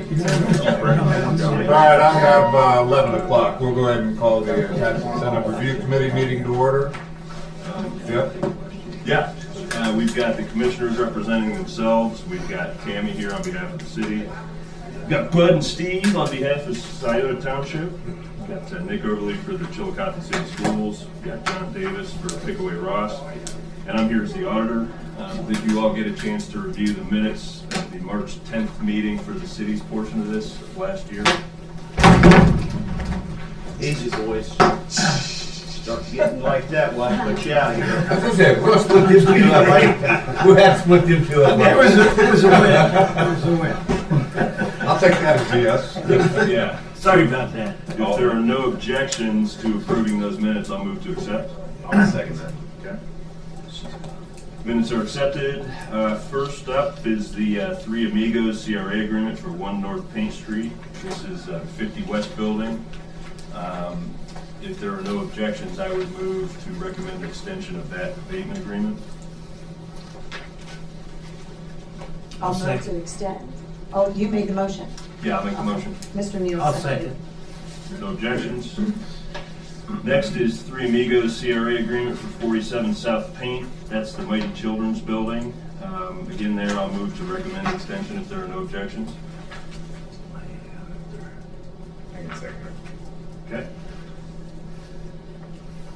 Up next is the Adena Health System CRA agreement for the Carlisle Building in Chillicothe. This one's kind of interesting. At the very end of last year, the Ohio Department of Taxation approved a full exemption of all property taxes for that building.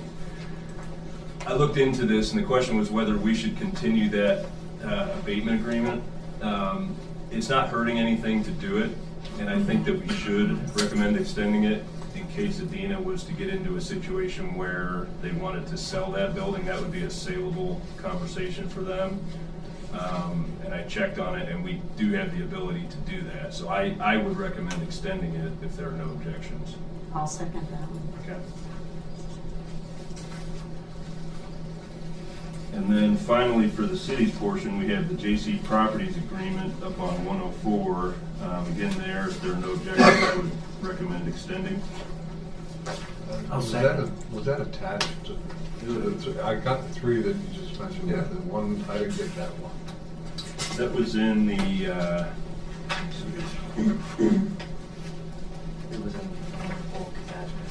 I think it was included, and I'll confirm this, it was in the first email that had 7 or 8 of them attached as PDFs.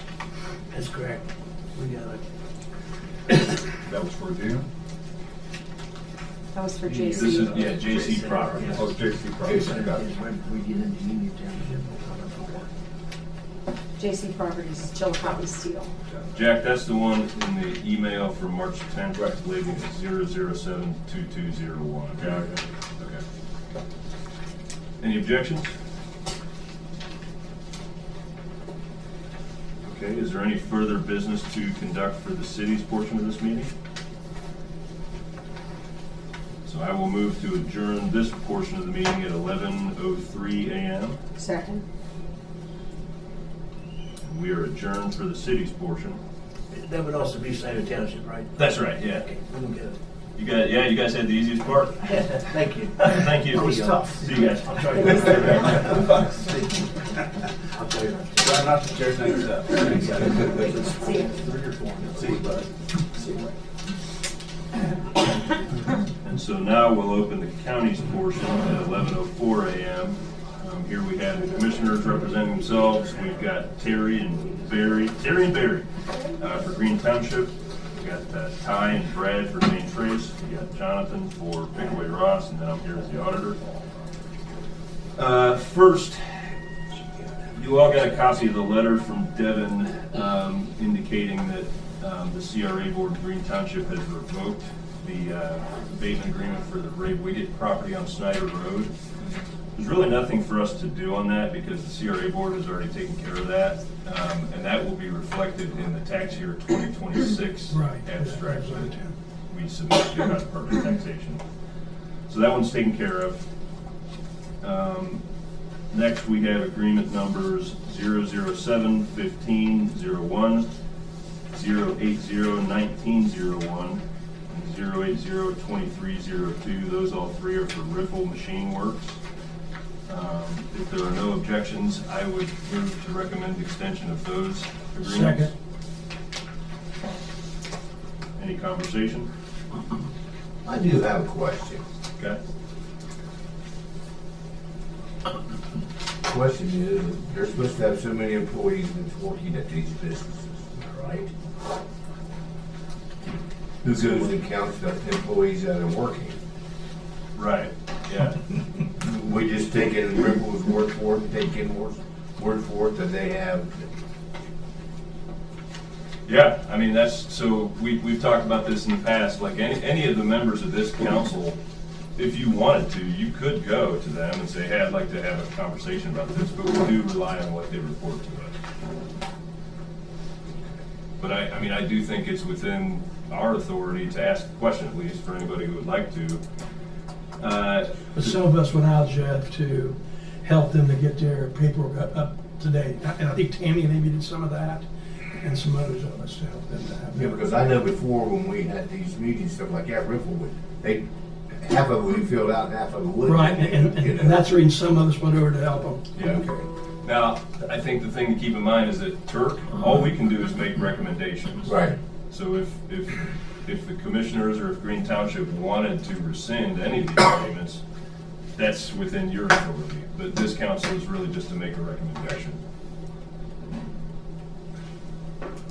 That was my question, because I keep looking at these, and they said, well, I got 380 employees, and I retained 49, Right. but we give you a break because you had 380. Right. You brought, yeah. We do definitely rely on what they report to us. So, everybody okay with recommending extension of Riffle? Yes. Okay. Next, we've got 080-1801, 007-2402, 007-2401, and 080-2101 for Kenworth. Two in the middle there, 007-2402 and 007-2401. Those are not currently in effect because those are still under construction, so there's no abatement taking place under those agreements currently. But I would move to recommend extension of each unless there are any objections. I'll second. So that's Kenworth. Next is 080-1501 and 080-2301 for Near River Road Development. Brad and David, this is one we talked about in separate conversations last week, and I was mistaken. 080-2301 was approved the fall after I got here as the auditor in spring of '23. I was thinking that it was the year before I got here. It was actually the year I got here. But the conversation we had was about how long we want to allow these agreements to be enforced without any activity taking place on them. And so, I mean, that's a conversation for us to have and then for the commissioners and the township trustees to make a decision on. But I do think it's kind of worth thinking about, you know, when we put an abatement in force and then they don't do anything with it, in this case for a period of 3 years going on 4. Well, that's the same thing with Kenworth. Kenworth does the same thing. We're still holding one of theirs. They hadn't even started anything. That's right, yeah. So, just something I wanted to bring to everybody's attention. I think my recommendation would be to extend both of the Near River Road abatements for another year. But if we come back to this next year and they still haven't done anything, that's 4 years worth of inactivity. And I think it's worth maybe revisiting that at that time. But that's my 2 cents. I agree with that, but I also think we need to have some interaction with them between this turf and the next one. I might look to Tammy and Tiffany to help facilitate that discussion. But as we look toward new projects that are active now, that are under consideration for CRA or enterprise zone tax abatements, I can understand from, well, just as a stakeholder jurisdictionally, but even more so for our township and the school district, yeah, you've got something hanging out there that is ambiguous in terms of when does that actually, that incentive start to take place. If you're trying to plan out years in consideration of a new abatement for an active project, it makes sense to want to know which ones are active and when they're going to start collecting or being abated, when that time actually commences. So I think it's valuable. And on that 080-2301 for Near River, same thing as with those 2 Kenworth. There's no abatement in force right now because it's still marked as under construction. So it's not hurting anything, so to speak, but just a matter of us kind of tightening up our process. And have this meeting. Yeah. You know? Yeah. But if there are no objections, we will move to recommend extension. Okay. Is there any other business to conduct for the county's portion of this meeting? If not, I will move to adjourn at 11:11. No objections, we are adjourned. 11 minutes, that's a record.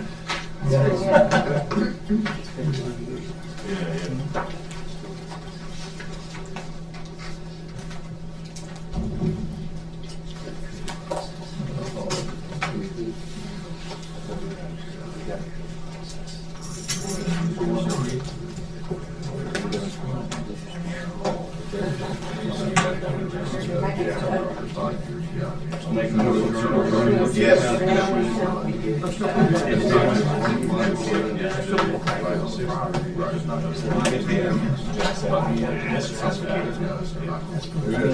Oh, yeah. What's that? Well, still got the municipal court. That's tomorrow. Yeah.